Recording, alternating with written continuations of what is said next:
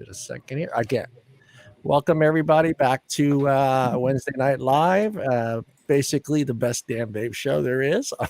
Fix your camera, Tim. Except for it's not the best damn You camera. There know you go. what's awesome? It's not me fucking up. It's Tim. Yes. Wow, right out the gate. Where's the Tim counter? Where's the Tim counter for the mistakes? Damn it! But maybe my glasses are just foggy. No, it's your camera. We got a great show today with our awesome panel host, or my co-host. I don't know what I want to call you guys. Just Minions, plebes, my people. your peeps. Yeah, my peeps. We got Mr. Tom right there. Say hello, Tom. Hi, Tom. We got Tim Swift, our resident rocker. And Say Brian. hi, Tim. Hi, Brian. Tom. Brian's back. He changed his shirt. Would you like to show everybody your shirt, Brian? Oh, matchy. Look at that. Yeah. Lazy llama. And our special guest today is Angela. Hello, Angela. Welcome to the show. Hello. And Madison's back, people, our CBD expert. And actually, I'm going to surprise Madison right here. Madison is going to be on the show every week. So if she wants to, it's up to you, Madison. You can see the enthusiasm on her face. I don't know if she can hear us. I am. I'm sorry. I'm also really kind of sick, so I'm a little Yeah. right now. No, that's perfect. Yeah, you can be. I would like to have you part of the show every week. So I will come up with a CBD lesson every single week. It doesn't have to be just CBD. I like you've been vaping for I think longer than me. Actually, longer than anybody in this panel. I think so. Yeah, it's been you have a lot of knowledge. 13 years. Yeah, in vaping and hardware and e-juice and CBD and you're a hippie. You got to have a hippie on the show. Yeah, that's my life. Being a hippie. with really short furniture. Yes. Yes, I am technically only 6 inches off of the ground. Maybe. So Angela. Wow, that was in stereo. Yeah, it was in stereo. It's supposed to be in stereo. No, you both making the same weird old man noise. Our chuckles. Well, we're going to have Angela introduce herself and tell us what she has been doing in the vape industry since the beginning of being you've been vaping for quite a long time as well, right? It's been almost 5 years. Okay, 5 years. I can't believe it's been almost 5 years. It happens fast. Yeah. So we're going to let you take a deep breath. Sure. Look at the camera and tell us all about you. Well, you can actually start on how you got to becoming a vapor. Were you a smoker, stuff like that? First device? I was a smoker. First e-juice, stuff like that. Yeah. I was a smoker for 25 years too long, I like to say. Yeah. And I literally tried everything to quit smoking.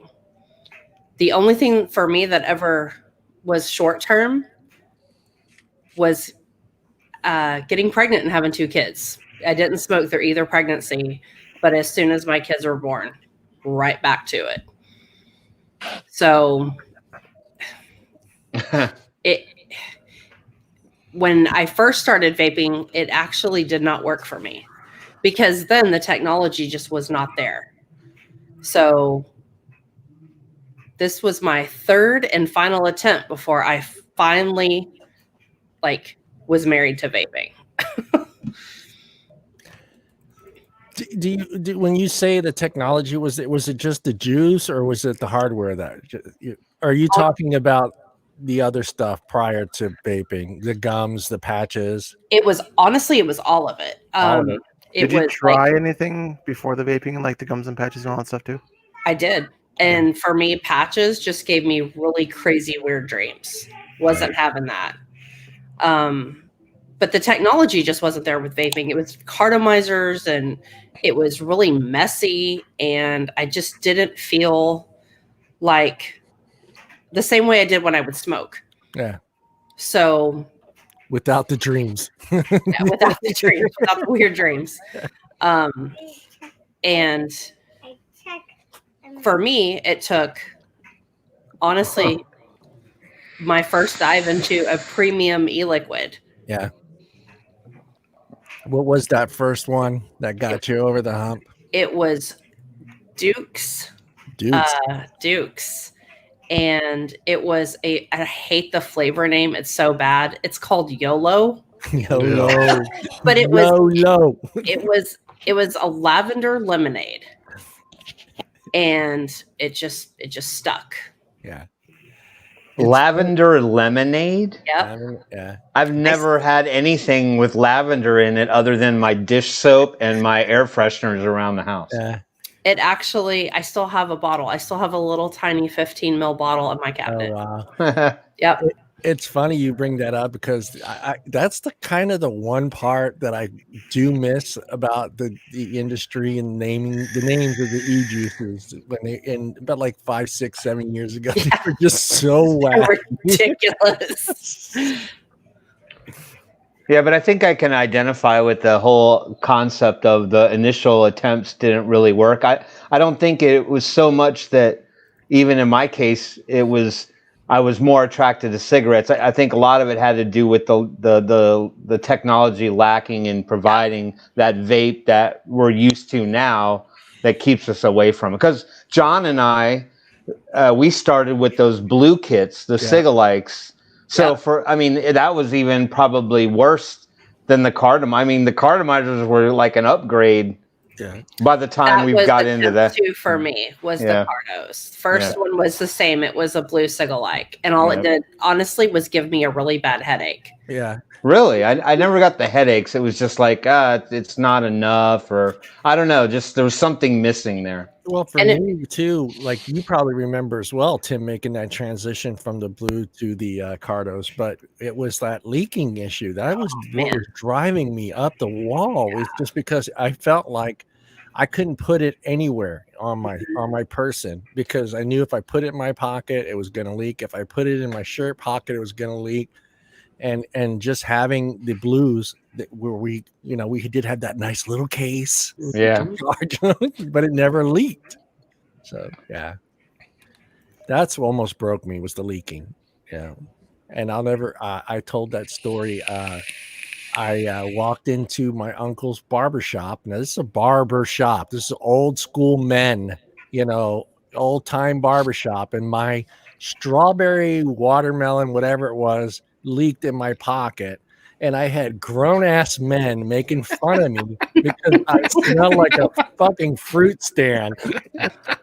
But you know what?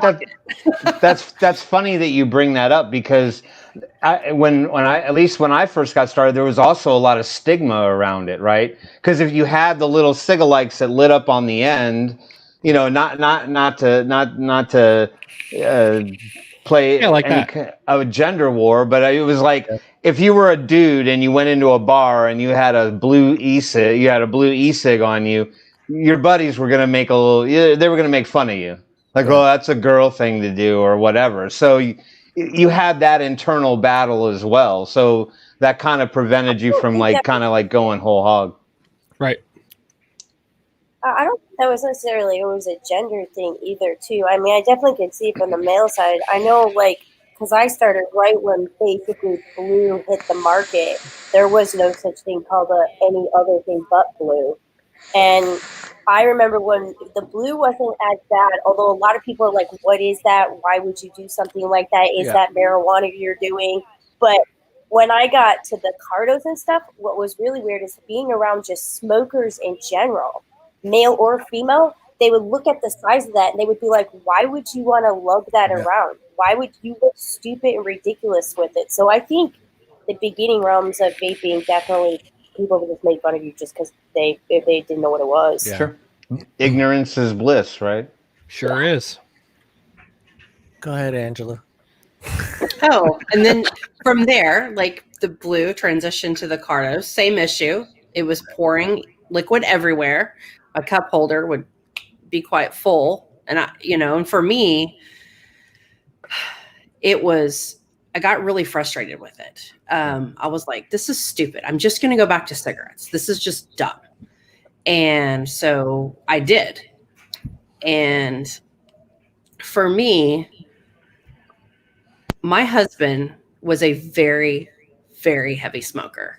When I say very, I mean this dude would pound through 5 packs of Marlboro Reds a day. Wow. 5 packs.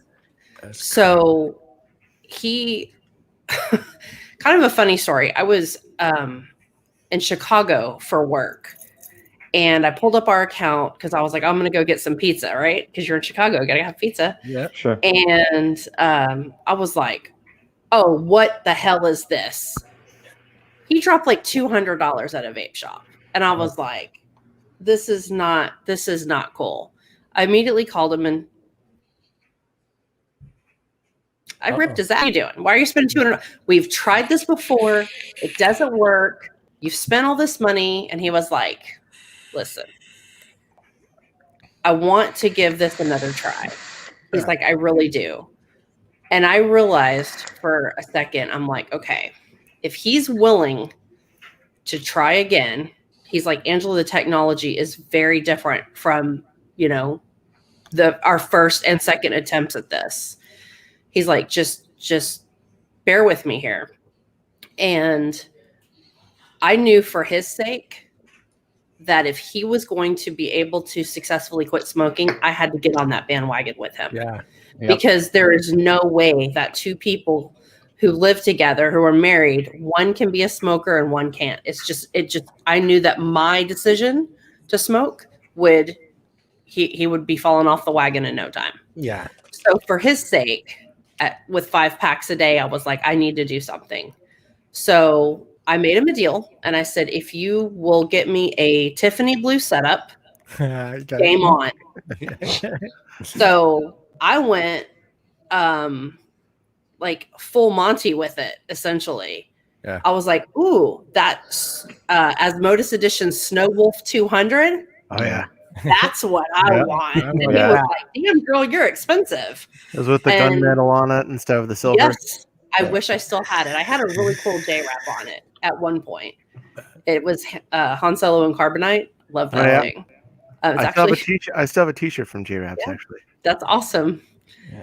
I miss and that was truly it. That with the lavender lemonade, I haven't smoked a cigarette in years because the technology was there and I found a flavor that I loved. So out of curiosity, is that how you got your Instagram name? Yes, actually, my Instagram name, I recently changed it. Mm-hmm. It's a combination of, I love the color purple. It is a true homage to what the flavor that helped me quit smoking. And it's also a part of a Cult song, the band The Cult. I'm a huge Cult fan. Yep. And they have a song called In the Clouds. And I was like, this is all just too fitting right now. So it was Lavender in the Clouds. And I recently changed it to Angela Goes First because that's like the running joke. Yeah. And are you, I think you said your juice, you still had a bottle, but you don't vape that original first flavor anymore. I'm sure most of us don't. Yeah. I don't know if they're even still around anymore, but I have it and I still have some in there. It's a zero. It's a zero. So it just kind of sits like, so I'll always remember why. So when you made that jump, from what you were saying, the device that you had, so you started out with a sub-ohm tank. Yep. And so you didn't do the, because that's what we've noticed ourselves, that transition, even in the sample box page, that a lot lot aren't starting the way like me and Tim. And I think most of us started out with a little amount the lung device, 18, 24 milligrams. We see a lot of sub-ohm tanks, people starting at 6. Mm-hmm. And it's great. I mean, if it works, it works. If it keeps you off of cigarettes, more power to you. But it's just funny. It's just like now we look at our page and it's just like all these veteran vapors are all buying these pod systems and going like reverse order here. Or going back to mouth to lung RTAs and stuff. And it's just like, you guys, come on, man. I'm not judgy. I'm like, whatever works for you, whatever you enjoy. Yeah. it's your adult choice. Yeah, it's Right. Well, the main question is it keeping you off of smoking? Yes. Okay, cool. That's all that matters. That's it. Just like I never badgered anybody as a smoker on what kind of cigarette they smoked. right. I wasn't like, oh, Marlboros. Oh, Yeah. that's You so know, like, you know. The only time I well- would do that would be like if I ran out and I needed to bum one from somebody. Then I got picky. And then it was Yeah, a I'd be like, menthol. no, Be never like, mind. do you want this or not? Like that's I used to do the same thing. They go, "Oh, that a Camel?" It's like, dude, you really want it? Do you not want this cigarette? If you don't want it, so I'm fine. I'm not going to lose any sleep over it, Right. But it was like every time I needed one, it was always a menthol, and I was just like, God damn it! Do I just attract menthol people around me when I need a cigarette? Man? Then you wouldn't have wanted to hang out with me then. Yeah. I was also a menthol smoker.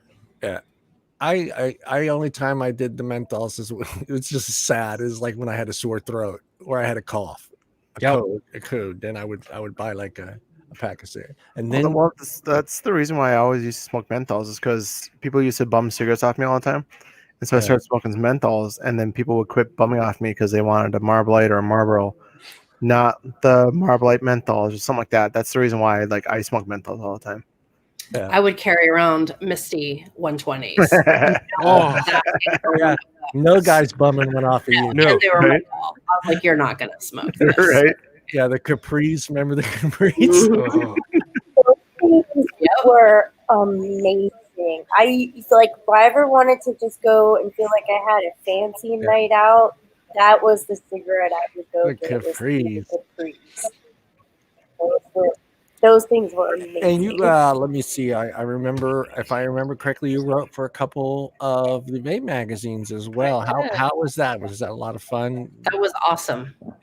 That was awesome. I started out actually blogging about vape stuff, and I just kind of, basically,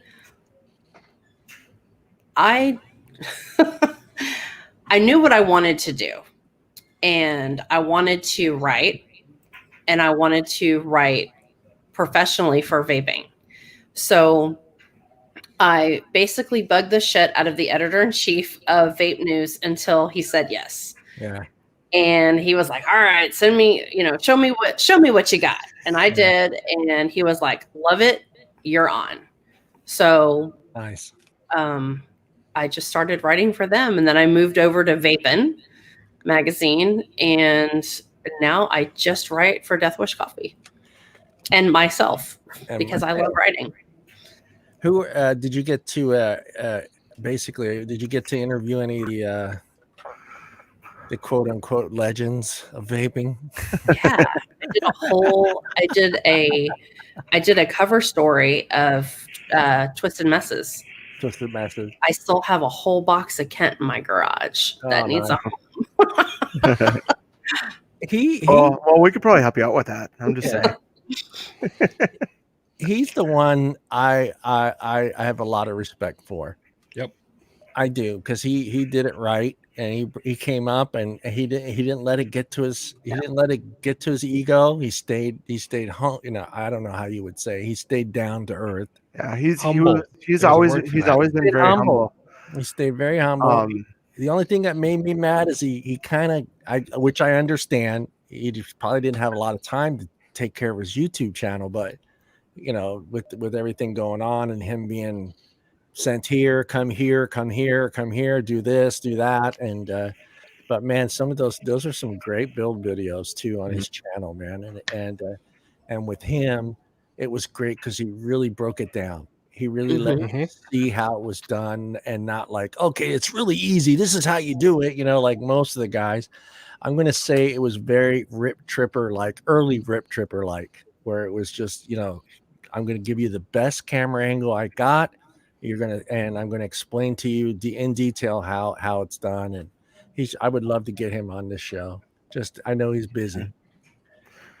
Well, I've met him a few times at a couple shows. Angela kind of knows this, and he was always the nicest person to talk to. Yeah, And he would always, the reason why he would always remember who I was too, was because I would tell him the guy from North Dakota, and like he was like, "Oh yeah, I Oh, remember you." you're the only guy from North Yeah. Dakota.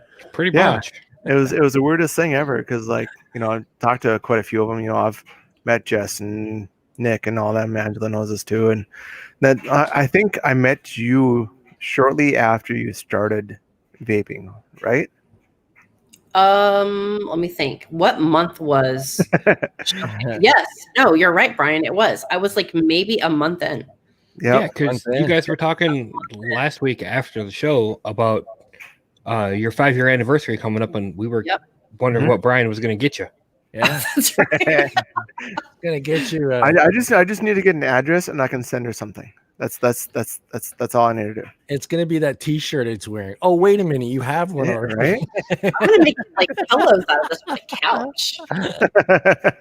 I've had this shirt since you gave it to me almost 5 years ago. Why don't you get her an actual lazy llama, like a real one? A real lazy llama. That would be epic. And that would be a cool pet because it's lazy, so it's not going to like create havoc running around the house and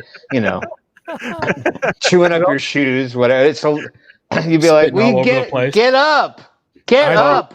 They're spitters, right? Aren't they? Well, I spitters? mean, as soon as I get a lazy llama, I'm gonna have to get a new phone, show you how sad it is. So Yeah. Because I don't know if I would want one of those. They have pretty good spit to target ratio. I think Tim's choosing to ignore that comment. yeah, I right. didn't hear it. I'm too busy looking at my Element vape cart. So He's got a new phone to set up. He's just too busy. no, the phone's on this side. I'm looking at Element vape while we're talking. He's on Element Vape. He's trying to buy something. So what are you buying us, Tim? Right? A lazy llama. A lazy llama. It's a new mech mod. Nice. That was Don't actually give the industry any ideas. I'm not. Well, I don't know. Yeah, that could market towards kids because kids like llamas. So yeah, all right, forget it. I'm not getting anybody anything. Kids like color, so we can't have that. Kids No. like sweet stuff. We can't have that. well that was the first show that I ever did, and then I met you in the second show that we were at, and you were recording people's testimonies and stuff. Wasn't on the second show. I was at, and she was getting all these different people to just on video. I can't remember exactly what it was for again, but you want to have a recording of everyone's stories, how they got started, how they got into everything. I was working and helping out Christine with the Vapor's Voice, and that was her passion project. And I was like, "What can I do? I'm totally about this." So we just had a little booth, and that's what we did. Yeah, because you guys were kitty corner from us. Because people's story is really important. Yeah. So So what we did was when I started Faces of Vaping, and you guys stole it. That's all I'm saying. And it wasn't you. Casal stole my idea, which is fine. It's fine. I came out with it. I didn't get no thank you, no pat on the back. No, hey, John, thanks for starting that on your Instagram page. Hey, John, thanks for starting that on your Instagram. Yeah, didn't get a pat on the back at the convention. Nothing. Just, hey, that's a brilliant idea, John. Thanks for that. No. Which is fine. It got people to put their, because back then, everybody just assumed we were a bunch of fucking hipsters walking around in our mid-20s, or we were 15 in high school, But I wanted to put the faces to it and let people see that there are people in their 50s, there's people in their 40s, 60s, 70s, 90s, like John. I just wanted to get that out. Well, all right. Or parents and grandparents and everything in between. Yeah. Well, what we did is our booth is on our table, I should say. We didn't have it's called a booth. It's not a booth. It's a table with a background. That's what it is. Anyways. When people would come up, we talked to them about the stories. What we would do is we would like, you should go talk to Angela over there and make sure you get on their camera. And we kept directing people after, we talked to them and stuff. It didn't matter to us if they bought our stuff or not. We want to make sure that people's voices were heard too at the same time. So we kept pushing people over that way. So, I mean, to me, like the passions kind of like intersect right there is like, it's not just about me or you or her or them. It's we want to make sure that everyone is heard. and how the stories can get out there and why they're out there. It's the big things. So that's what we try to do. But it's definitely important for people to tell their story because like, this is our truth. This is our testimony. You know, we all have a story. Like mine was, I smoked for 25 years and I knew that I was on a fast track to, you know, winding up just like my own father who died from COPD because he was 4 packs a day Salem smoker. Yep.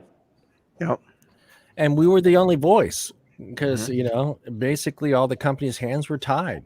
Oh, right.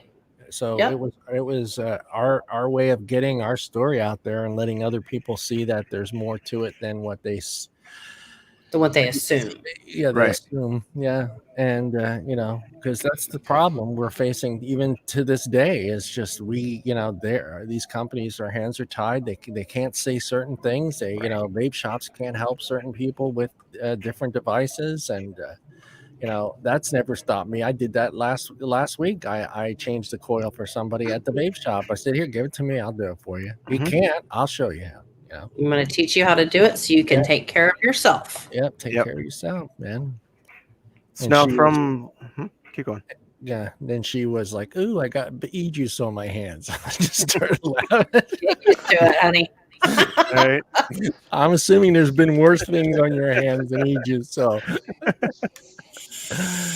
after like all like the Vapeun and you know you're writing for gas question, what else do you do now? I have my own website, and because I'm very passionate about writing, I've always loved words. We need that link. You can type it in there. Sure. Angela. Yeah, type it in. I think can you or under comments? This platform's new to me. Yeah, you can. Up at the top where it says comments and private chat, type it into private chat. You can do it in there, or if you're on YouTube, you can put it in the YouTube chat. We'll put it on the Facebook chat. That's fine too. Yeah. So I got you, and I will add it, and I'll add it to both platforms. I'll add it to the Facebook one. Okay, fine. You can do that.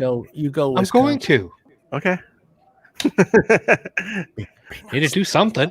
Sitting here looking pretty. Inside joke, Brian. What Speed Racer doesn't know. Right.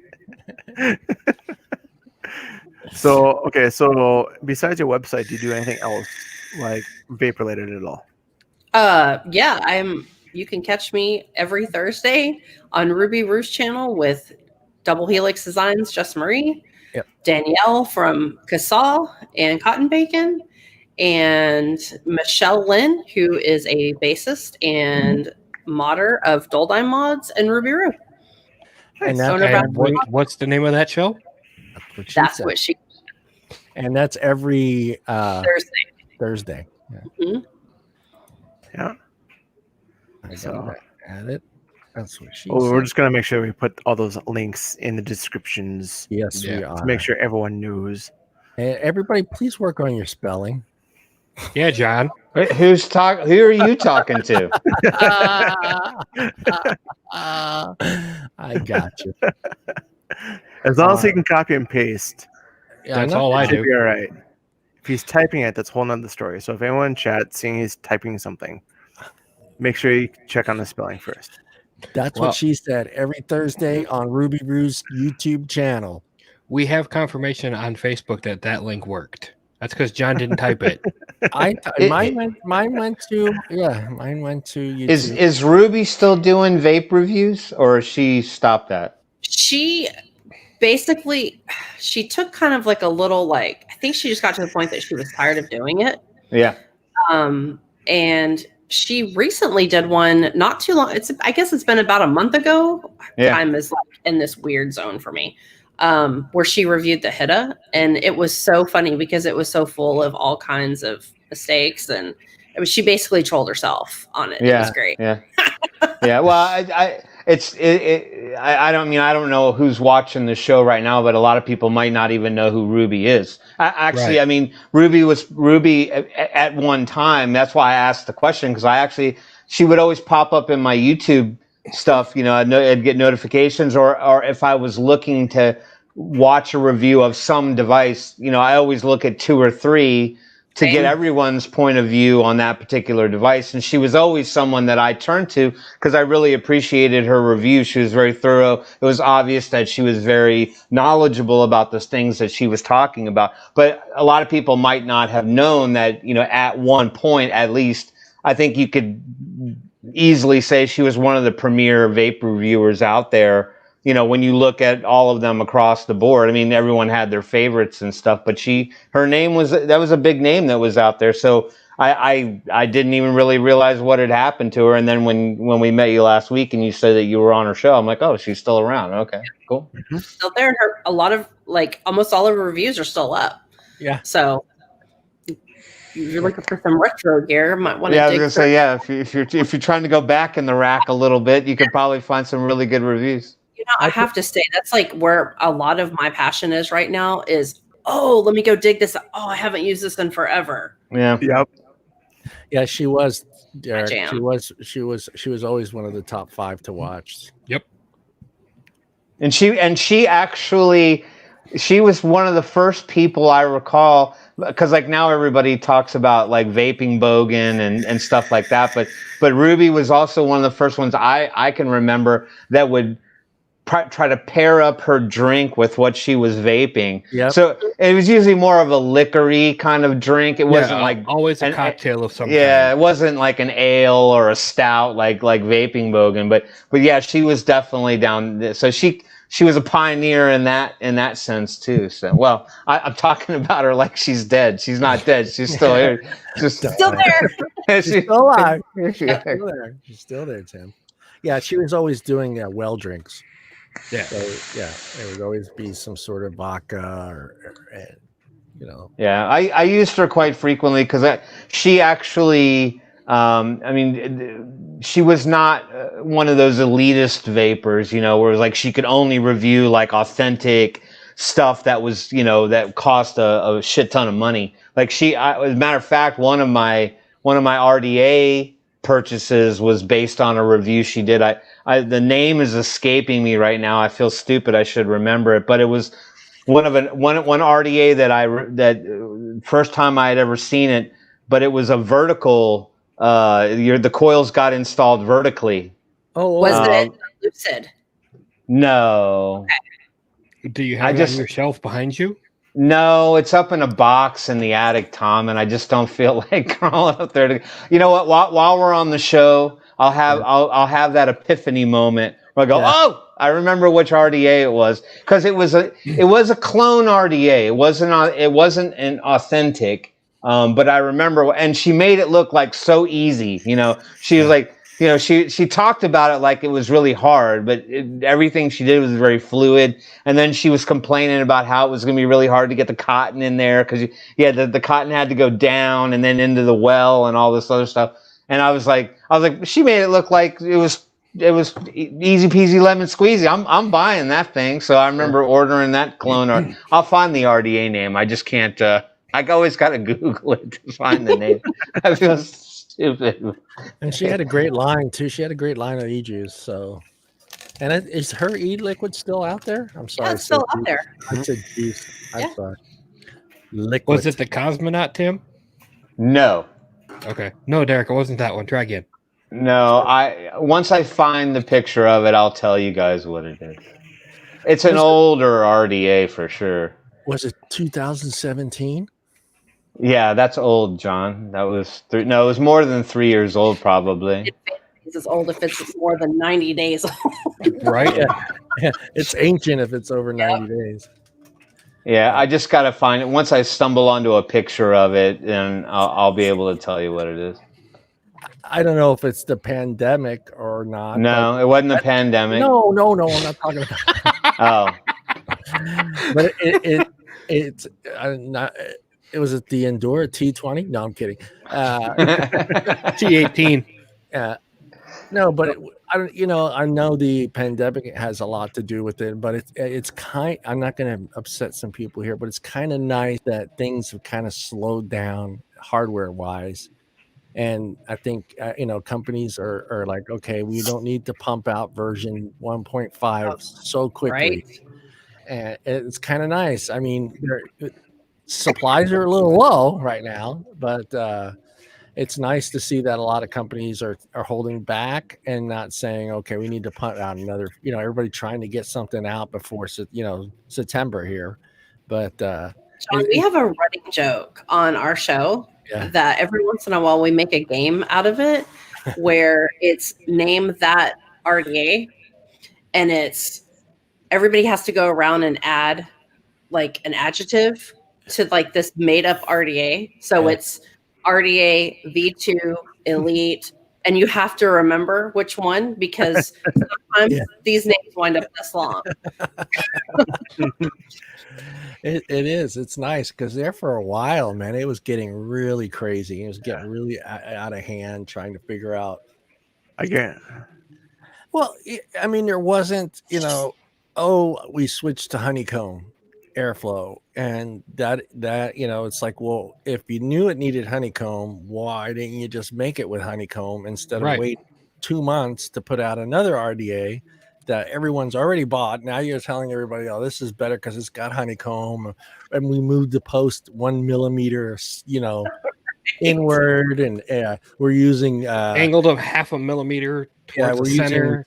We're using standard screws now instead of Phillips. They're titanium. It's just like, okay, why didn't you do that in the first place? Post holes, not 3. Version 2.1 Elite. Right? Yeah. You had a rainbow in there. Super. Yeah, I gotta have rainbow. Yeah, rainbow. Yeah, it has to have and I get that part, and I understand that part. That part makes sense to me. I understand a lot of companies come out with silver, chrome and black first, stainless and black, yeah, and they kind of hold up a little bit to see what sales are going to be like, and then they throw out the colors. That you can't. I mean, as a company myself, I would do that. I mean, there's no way I'm going to make 10,000 fucking rainbow RDAs and then have them sitting on some shelf or. Now, see, what I would do is I would make the deck and then a couple prototypes of the cap for an RDA. And if I got really good response to them, I'd unleash all kinds of colors for the cap and sell the caps. Oh, that's logic. You can't yeah, do I know. That doesn't exist here. Only one company's done. Well, no. Well, yeah. Vapors Clouds doesn't it?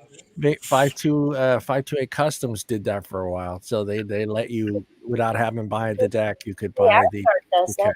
You can buy different colored decks for the Asgard. Yeah, that's why you have a lovely pink breast cancer awareness one. Yes, I do. Yeah, it's not even really that good at pink. It's more purple than it is pink. Yeah, spray paint it. I'm trying to figure out where the whole when the LED phase started and stopped. Oh, I'm glad it's over. Some things just don't need RGB. Yeah. Well, it was Joytech with their RTA. Remember that one that lit up every time you took a hit out of it? The base would light up. Did it too. Wasn't it before that with the AOs though? Yeah, the AOs had changeable lights in it. Yeah, it was. It was Joytech AIO. Yeah. And then after that is when everyone started putting LEDs and everything. And then the worst thing was Smoke had a tank that had an LED in it, and everyone wanted it. I'm like, but why? Why? But they stopped going raves in the 90s. It's fine. Yeah. And I'm like, they wanted a certain color. You can change the color, so they wanted a certain color, and I'm like, what is going on here? Yeah. So it was a weird. Why is this happening? Yeah. It's I don't want to, if I'm driving at night, I don't want a mod that lights up and my tank lights up, and then I can't see the road. It made no sense to me whatsoever. It was a weird phase. Well, then they started putting the flashlights on them, which was kind of cool. I got the flashlight now, and if I can kind of see that. If I needed a flashlight in a pinch, that's kind of cool. I already have my mod in my hand, and I need to see my front door locker, but compass, fucking light, survival whistle. Yeah, right. And you just never know. Yeah, it was that phase that I think the vape industry started taking LSD. Probably. And, on, lights and everything, and just do whatever. And I'm like, okay, what's going on? Everyone just needs to stop. Here's my mod. I doubled the cold Yeah. Right. It didn't take long for vapors to realize they didn't want a touchscreen. It didn't take them long to realize that a touchscreen on a vape device does not make any sense at all because Well, to be fair, up here when it gets really cold out, you cannot use the touchscreen. Mm-mm. No. Well, I've only got one person, well, two people here that can probably attest to this too. they got those gloves. You can get those gloves. Those gloves don't work. If you can't use a finger, you can't use a glove. not in North Dakota cold. North Dakota cold is a whole different. Yeah. Well, I wasn't even that. It wasn't even that part that got me. It's just, I'm sorry. As vapors, we all know we've got fucking e-liquid on our hands all the damn time, man. And if you think you're gonna walk around with a clean, clear fucking screen on your freaking mod, you're dreaming. Nope. You're dreaming. The only thing I wish they would have put in for features when they were doing the whole flashlight and everything that would have made sense is like a GPS tracking device, like how you have Find My Phone. Yeah. That would have been helpful because I can't tell you how many times, like you saw me get up a few times, I was looking for my mod. It would be nice. And then I couldn't find it. What happens if you lose your phone? And then I lose it. And I'm like, Well, the weird thing is, Maddie, there that was some happens to my husband a lot, and I'm laughing because I agree. If he could just be like, he could find it like the Right. clapper, Put and a clapper thing in it, man. It'd be great. Well, even if they put an app on your phone where you just push it, it just starts beeping like crazy. That'd be awesome too. I mean, The Swell has that but I mean, if you're from Vandy Vape, but Swiss Army Apple, crap, Apple won't allow it. Yeah, neither will Android. industry. Well, there was mods that had Bluetooth capability. You could change the wattage from your phone. Yeah. So Yeah. in theory, Yeah, well, the Like- SX ones, the Yeehees, they have SX puts out some Bluetooth capabilities for those. It's for like flash updates and stuff like that. Which that's Well, that's like the Derek extent of said too, the X Cube 2 from Smoke had the Yeah. app. Smartphone app. Yeah. yeah, that's so you could change the color on it and stuff. I think if I remember correctly. well, I mean, I've never used it. strips that you can cut and put it on anything, basically, that has that GPS capability with like a third party app. Yeah. You could put something like that in here that doesn't matter if it's a vape device because it doesn't register what type of device it is. It's just a GPS location.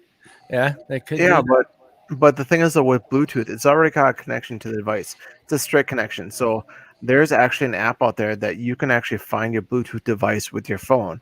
So why couldn't you do that with your mod using a Bluetooth capability? Or just remember where you set your shit down. It's obvious you don't have pets or kids. I have pets. Yeah. But she does not mess with my shit, and you already know I don't have kids. I'm Yeah, allergic. they did. I remember those mods, but yeah, have you to get could up back in quick. 2016. You were able to change wattage and everything. You could even lock your vape gear. Yeah, that all changed, unfortunately. Well, shit. I mean, well, you got. I never bought one, but I thought it was kind of cool to have that speaker on that vape there. I thought that was And kind of cool. then somebody did it. Yeah, Mhm. and they did it. And How from long what I did that heard it was a pretty decent speaker. It was a pretty good speaker. I played one at a vape shop, and I was like, "This is great for a pool." Yeah, it's- Just saying. Until you Yeah. knock your mod in the pool and you go, shit, Well, And I that sucks. buying one, and then I thought, why am I going to use my mod's battery life to beat hell to listen to music, and then run out of battery life for my mod, and then I got to recharge it again? yeah, Why am I doing that? Like, just bring another speaker with me. yeah. But I mean, I found that RDA, by the way. And actually, you know, Right, everybody. you'll Right. never get. how long did You'll that never take? guess how I 20 found minutes. it. You'll never guess how I found it. You You scroll. went to Ruby Ruth's page, didn't you? I went down. I went down all of Ruby's reviews back from June 15th of 2014. Oh, Jesus. It was the Origin V2 dripper. Oh, the origin. So were you sitting there with your mouse just through the last 5 minutes? Oh, I just kept scrolling pictures, buddy. I just kept scrolling pictures, and then boom, there it was, and I'm like, bam!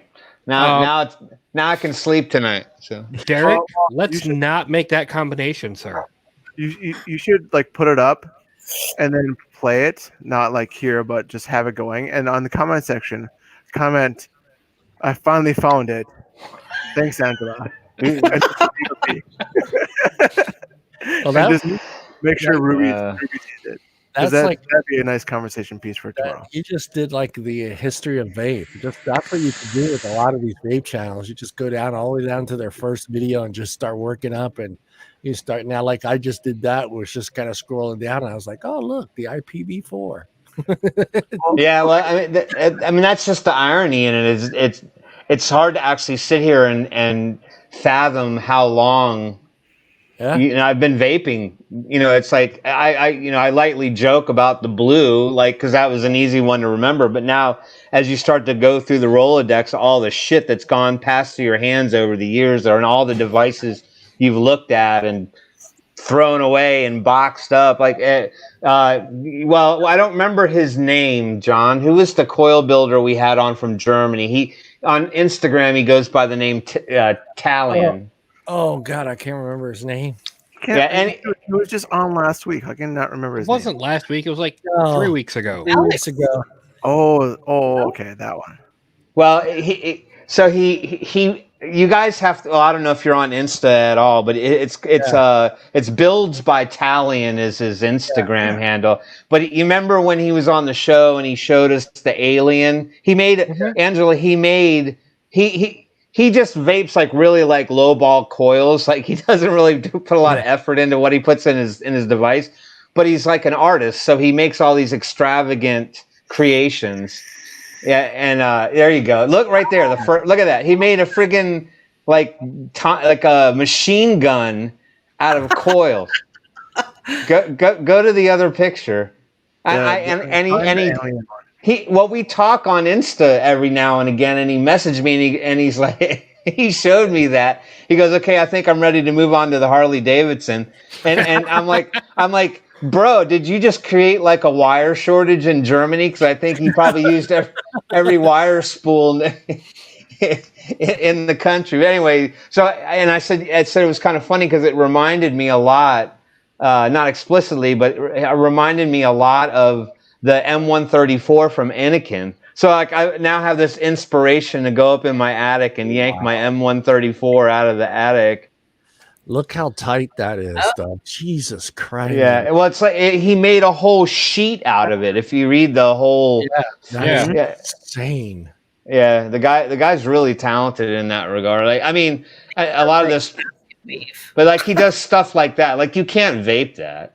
Did you ask him where he puts the cotton? We had a long discussion about that. But like, how do you vape that? He's like, you just don't. I just build things. Well, it looks to me like he used a mech mod as the housing for it to like actually kind of build around it. Because if you look at one of the other angles, you can see the copper mech mod or the brass mech mod stuck in down there. towards the back. Yeah.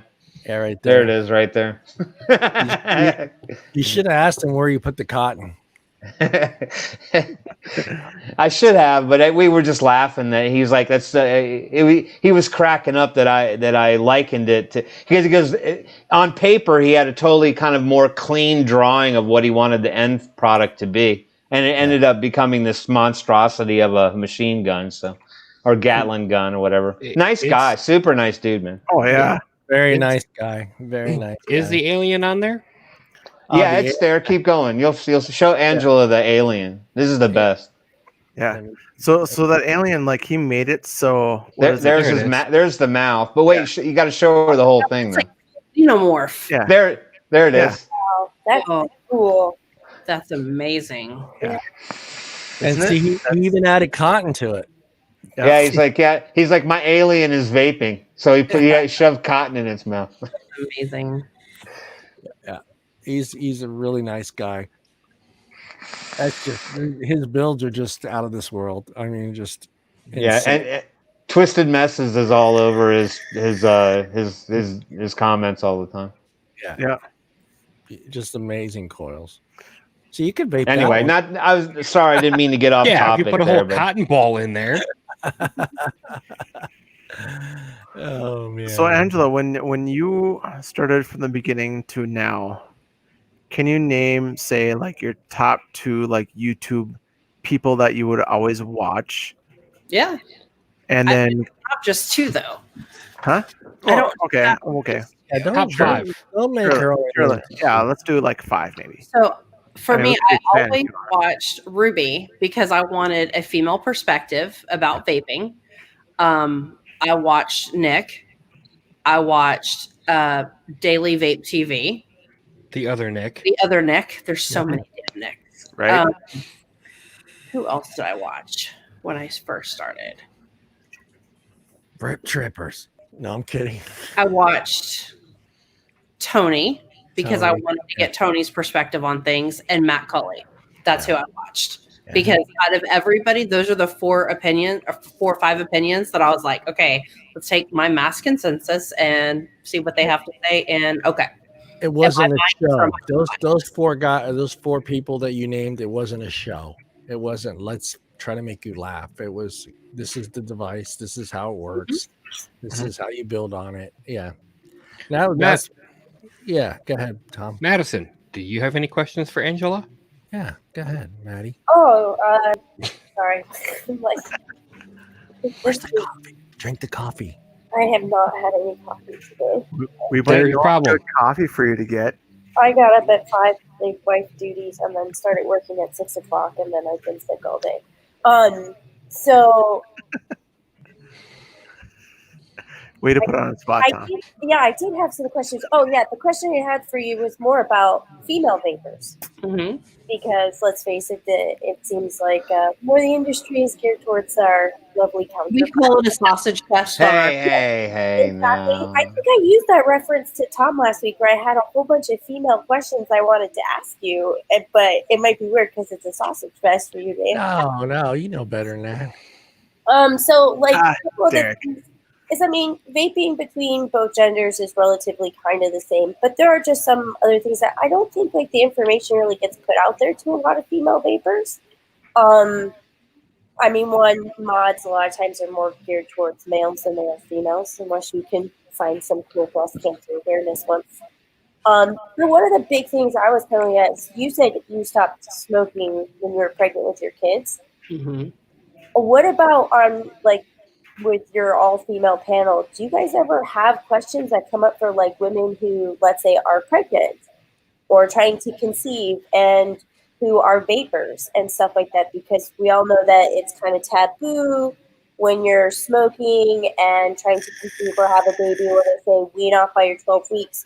What do you kind of give them as like a suggestion with that, or what to deal with people who come up to them and say, you know, you shouldn't be vaping when you're pregnant, you're only doing 0 milligrams or something of that nature? Definitely that question has come up before. We've gotten emails and questions about that in chat, and our answer is really simple: consult your doctor, because we are not doctors, and that's a conversation between patient and doctor. Yeah, I kind of figure as much, but I know it doesn't get talked about a lot. And it definitely seems like it's something that should be talked about more, because they only talk about it as in reference to smoking and not vaping. We haven't had enough studies, honestly, done on vaping at all, but especially about being pregnant and vaping. Don't know. Yeah, That's 'cause I tough. know That with one's my come daughter- up a lot. That one's When I come was- up a lot. Yeah, That when I was question's come pregnant up with a my lot. daughter, I had to stop vaping because the smell of the juice Mm-hmm. or like the vape, Pregnant, it makes me so olfactory. ill that I could not continue to vape anymore and had to completely stop. Well, the thing like when like women are pregnant, like their taste buds are completely different. Yeah, for So sure. what you like before and what you like during are completely different. Mhm. So your juice taste is going to be different. What you like to vape is going to be different, and that's going to be a huge factor to like itself. Like my wife, when she was pregnant, she liked a lot of different things that she hated before, I did too. and she does not eat that stuff now. And it's the weirdest concept of like what the cravings of that, or like what you're going through with it, is really different. And like I never really understood that until like we were talking about it one night, and she was explaining to me like how like her taste bud is really different, even when like before, like what she vaped before she was pregnant. And that question was asked to me from her, and I blame the aliens. I kind of said, well, I'm like, it is on your doctor's discretion, but if they're putting it solely on nicotine, I would recommend just to have zero, and that's that. But having nothing at all is even better, just because it's not your life that's affecting; it's somebody else's too at the same time. Yeah. Actually, I had a friend who had a baby almost 2 years ago, and she was a vapor before and after. And her doctor told her to not stop vaping, and she was vaping Nick salts. And her doctor told her, doctor to patient, don't stop doing anything. Like don't stop vaping. Mm-hmm. I was very surprised to hear that. Well, yeah, that's That kind of makes sense because the shock and the withdrawal and Exactly. everything of quitting, that's a lot of stress on your body already. Then you add in you're growing a stomach alien. That's got to be stressful. I don't know. I can't do it. Yeah. I don't want to.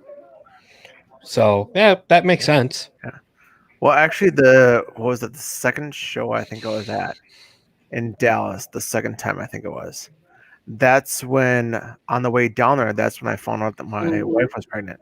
I think I talked to Angela about this, and I think we talked a little bit about it. I was kind of busy though too, but vape stuff. But it was one of those things like I was proud to talk about it. Like I was proud to tell people about it.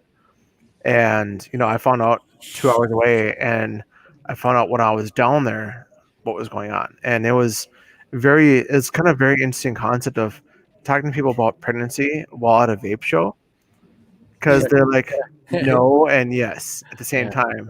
Yeah. And so it was But very the same thing, it could be said about like, should you have a beer when you're pregnant? Yeah. Should you have a glass of wine? Should you drink coffee? You should only gain 20 pounds. You should only do this. You should only do that. Yeah. Everything is subjective. Yeah. very much. I mean, and there's definitely no studies that are being done on if anything vaping has a, what do they call it, breaking the placenta barrier that could affect the fetus. Because that's what alcohol and those things are. Is they affect the barrier.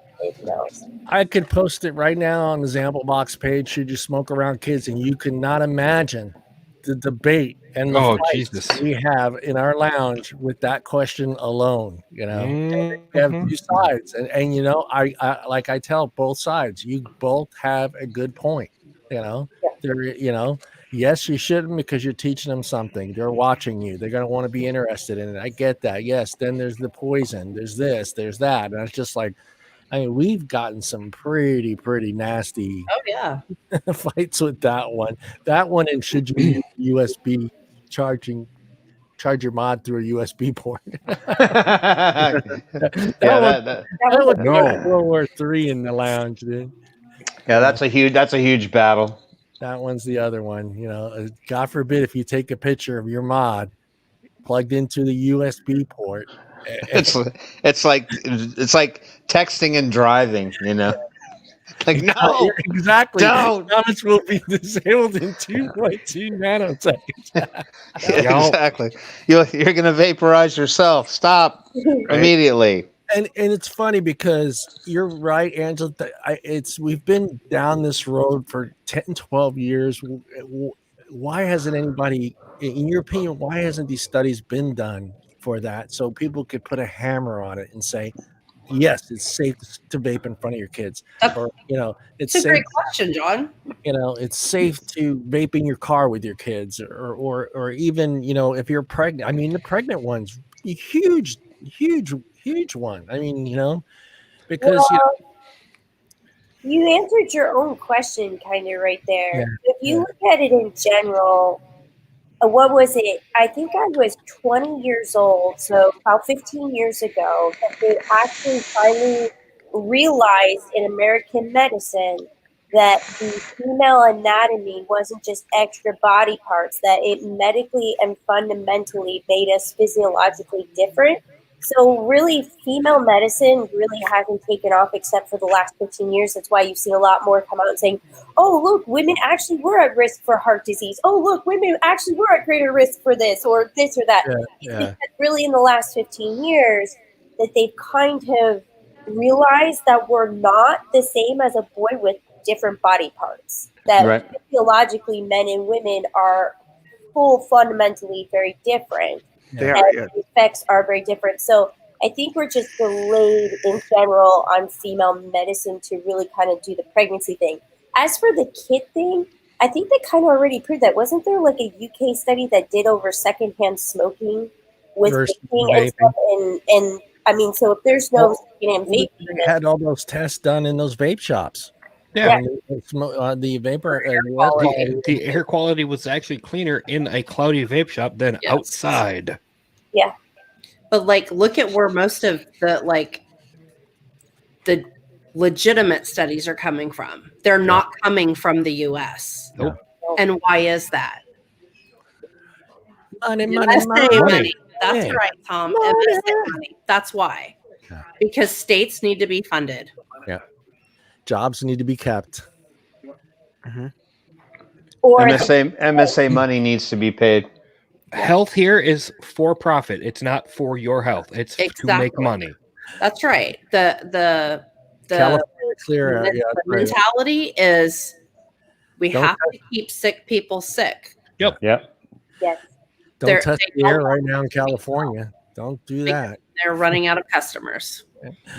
Don't test the air here in California right now. That's for damn sure. I don't plan on it because I don't want to go to that state. Not in my neck of the woods. I don't want. Nope. Mm-mm.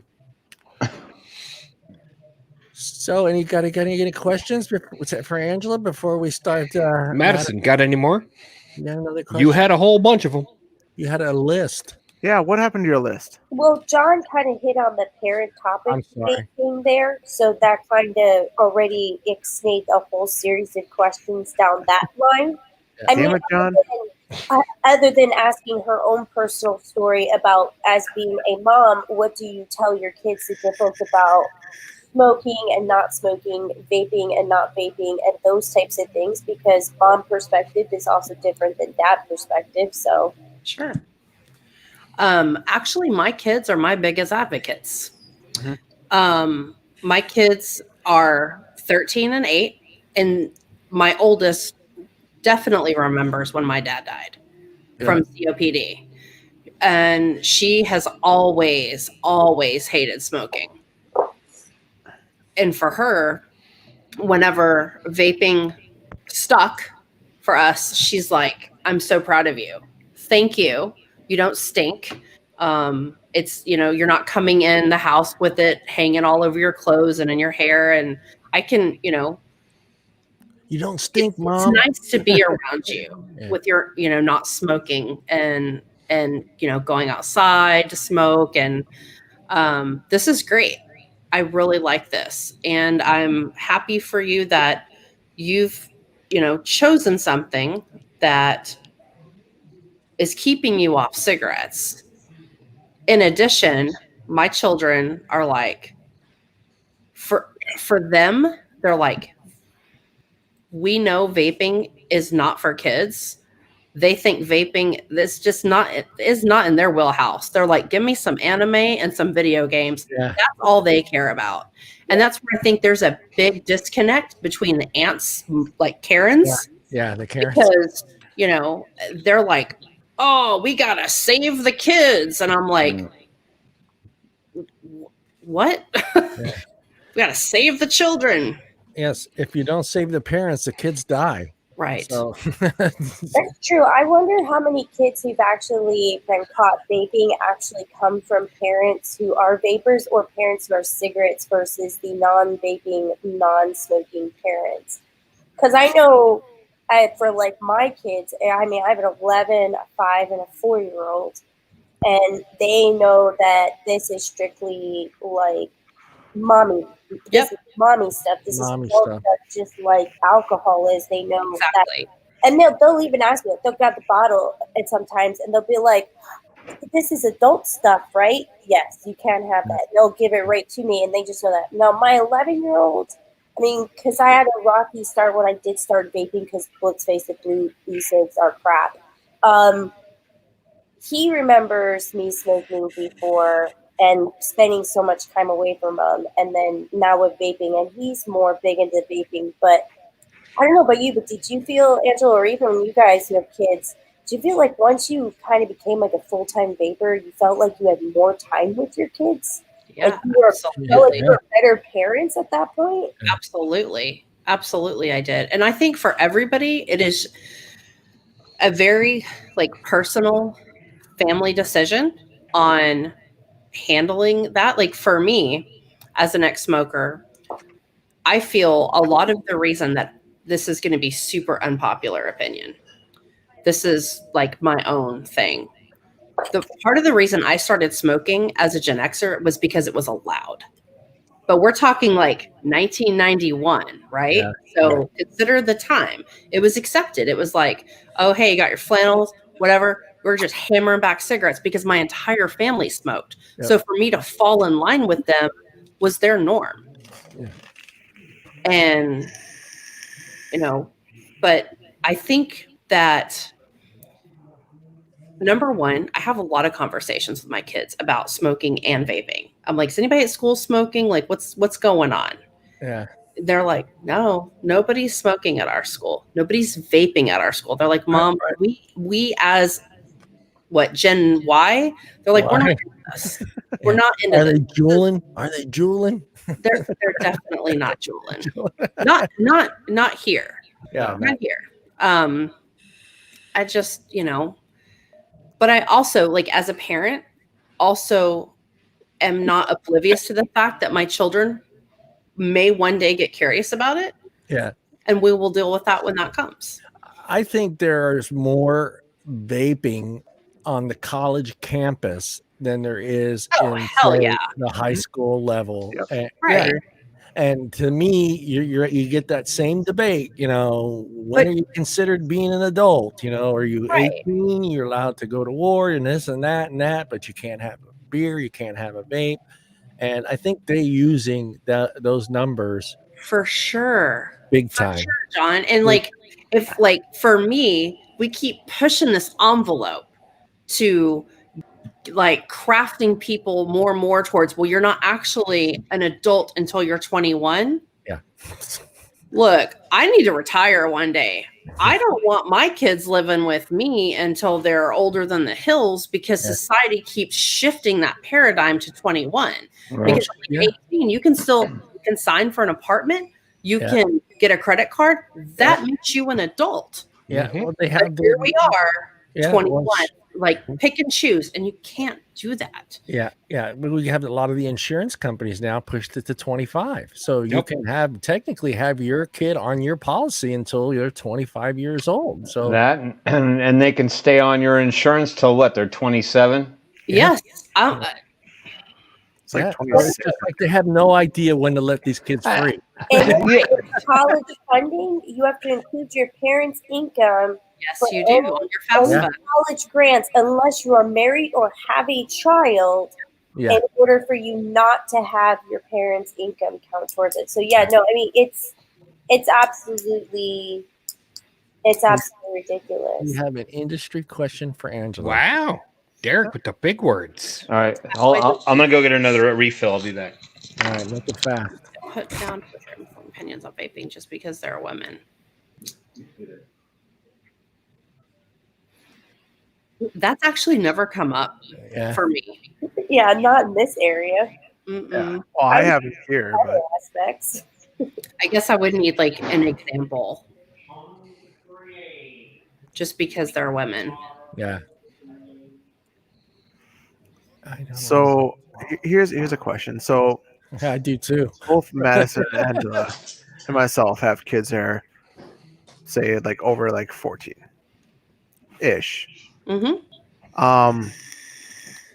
When it comes to talking about the vaping in the schools, and then they come back and talk to you about like their like lessons or their health stuff. Yep. I've had to approach that myself and with the pamphlets and the stuff that was sent to my daughter, and a lot of it's the well, to be fair, a lot of it's the and stuff, but it's like how do you tell them certain things without seeming like you're a jerk or trying to be pushy about the subject about vaping, and not, because they have the teachers and they have you who are saying contradictory things. Because she's telling So- them the truth. Right. So how do you it's not really combating it. It's like, Well, how yeah. do you really approach the subject without seeming like you're being forceful about it, Because I've had that, and what I've had to go to YouTube and show them like different videos, and like A Billion Lies was like a good one I would show her quite often. It's approach is really hard and kind of difficult. And then when she goes back to class, she gets asked these questions back, and she does not know how to re-answer them. That's a really good question, Brian. It's For tough because we put us- the teachers on such a pedestal, but we don't want to knock ourselves off that pedestal and still Right. have our children to have that same respect. I for think Right. the best way to approach that is almost the way that you should approach everything in life, which is nobody is right nor wrong, which is the teacher isn't really wrong, but you're not really wrong either. And to kind of give her both perspectives and like make her own mind up off of the facts. Like, your teacher's not wrong that vaping is bad for you. Vaping is only 95% safer than smoking is. So it's bad if you've never been a smoker or a vapor, but You have no reason. Yeah. me, who is a smoker or an ex-smoker, this is 95% better. So maybe going from that standpoint of saying, like, this is the category of people who really should be protected to vaping. And then here's the group of people that your teacher is absolutely correct on. So that this way, when her teacher says it, says, well, the thing is, though, is my daddy smoked, which is worse than vaping is. But I understand your perspective. I'm not a smoker nor a vapor, so I really shouldn't be touching this. And then you're kind of not diminishing the teacher and allowing her to compromise two different viewpoints and to kind of read between the lines that is really going to be effective in any conversation she goes forth as an adult. I mean, that's how I would kind of approach it. When the whole Truth Initiative, FDA, nicotine brainworm thing was a thing, my daughter came home and she was really upset. And she was concerned. She was like, okay, I saw this video at school and I'm very concerned that you're going to die, that you guys are going to die. And of course we laugh. We're like, hold on, pull up a chair. Let's have a conversation. This is what I call teachable moment. Mm-hmm. And I said, this is where we had to like get into the whole discussion about that video essentially did its job. It scared you. It scared you of the dangers of vaping, because as a non-smoker, this product is not for you. However, understand that it doesn't eat your brain. It doesn't run through your body like a symbiote suit, like Venom. Like this is not real. And, basically my daughter understands that, the teachers like have to put out this whole like almost dare program propaganda. Don't bring up the 80s. Don't bring up the 80s. I know. I lived through it too. That worked so Once well, was right? enough. Yeah, dare was fantastic. And she now just pays attention, but tunes it out. She's like, I know I have to sit through this. Yeah. But also I think this is stupid. But for us, our kids go to a small charter school. So we're really close with the director. Yeah. I emailed her and also have had like in-person conversations with her. And I've told our school director, if you ever have questions about vaping, please ask a vapor. Mm-hmm. Yeah. Please ask a vapor. I'm more than happy to give you like information about it, like, adult to adult, and not this You know, I mean, part of the problem is Scholastic is part of this whole FDA push. Yeah. So every time you sign up for book fair, you're funding them, You're and fine. that's hard. I'm like, let's go to the library. Library's free. Where Y'all are are those? spending my money. Where- Sorry. Yeah. Where are those libraries? I mean, you gotta also kind of look at it too. Is that it has even been said? There was a comment here in Chicago from a school teacher. I'm not surprised, but it did blow my mind. They're upset that the homeschooling is going to continue here in Chicago because the teacher will not be able to indoctrinate the children anymore. Yes, a teacher here in Chicago actually said this. Like toe Freudian slip for them, but you also have to kind of take it from this viewpoint that they are pushing an agenda. Mm-hmm. So they're going to use whatever facts and emotions they can. And they're going to do this on every platform, from politics to the next topic we're going to talk about, cannabis, that I've been fighting forever and advocating for forever. All sorts of different things that they will push this to. So I kind of look at it as a standpoint is your mama always teaches you to respect everybody, and you ain't got nothing nice to say, you don't say it at all. So you basically teach your kid to say, you know what? I respect your decision, but I agree to disagree with you and just walk away. But really to be able to think for themselves, because a lot of parents nowadays are not taking this step back to realizing teachers do not need to be put on pedestals. Administrators are making decisions to teach your children things that you might not agree with and that you really have to be involved. Like kids, Common Core math. yeah. Oh, I hate I was a huge advocate. Common Core math. Yeah, I was a huge advocate. It's like, what the hell is this? Right. in North Dakota to ban Common Core when it was going through that whole thing in North Dakota in the legislation in 2014. I was a really huge advocate, went out and protested in Bismarck and stuff like that to try to ban Common Core. But yes, so I know the whole Common Core thing very well. Right. But Why are we torturing our kids with this math? exactly. And that's kind of the thing. Like a lot of people, teachers kind of are a little bit on a pedestal, but it's the agenda that's behind it. And you have to be really big advocates. Like Angela knows her school really well. My kids' school would never pull this shit with me because they know I'd walk into that school. Bring your hippie ass right down there. Oh, dude, I'd start screaming that school up, and they already know that. They know that if they spew any type of bullshit to my children, I'm going to be up their ass so goddamn hard. And they already know that. Yeah. And that's kind of how a lot of parents need to be. So if your kids are getting these pamphlets and you do not think they're correct, you need to be straight on that teacher's ass. And not even just the teacher, the administration's ass, because that's where it's coming from. Yeah. Not the teacher. The teacher might not even agree with it, but she has to do it for her job. Go ahead, Tommy. To circle back, Derek did bring up that example you were asking for, Angela. Mm-hmm. Where's it at? I'll read it because it'll take you forever to find it. I'm just being real. My wife, when advocating, hits the roadblock of you don't know what you're talking about when providing sources to back her views on vaping. I guess it would be who's her audience. Yeah. I mean, are they minimizing in Kansas and Missouri? Are they minimizing her because she's female? No, I think what it is like she's trying to advocate for vaping, but the knowledge base for herself isn't there. So when she tries to spit on the point, they're like, "Well, what's your source?" And she's like, Oh, okay. That so sort of you're looking thing. for like the grand database of right. That's the problem we run into with our sources. Yeah, so I've been replying to him. I'm one of the Facebook users on our chat here, but I've been replying to him as we go here, and I basically said, "Add me as a friend. Let me know your questions. I will find you a source and I will give it to you." He's like, "Well, just why don't you put it here?" So what I did is I put the website for Lindsay Stroud's website, that's or GHR101.org, and put that in the chat. So not only just ourselves or him can see it, everyone can see it. Right. That's a great source to start out with. Absolutely great.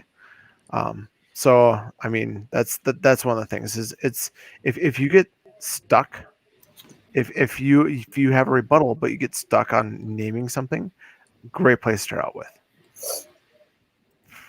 Yeah, I know what you're and saying. Then there's this next question there, which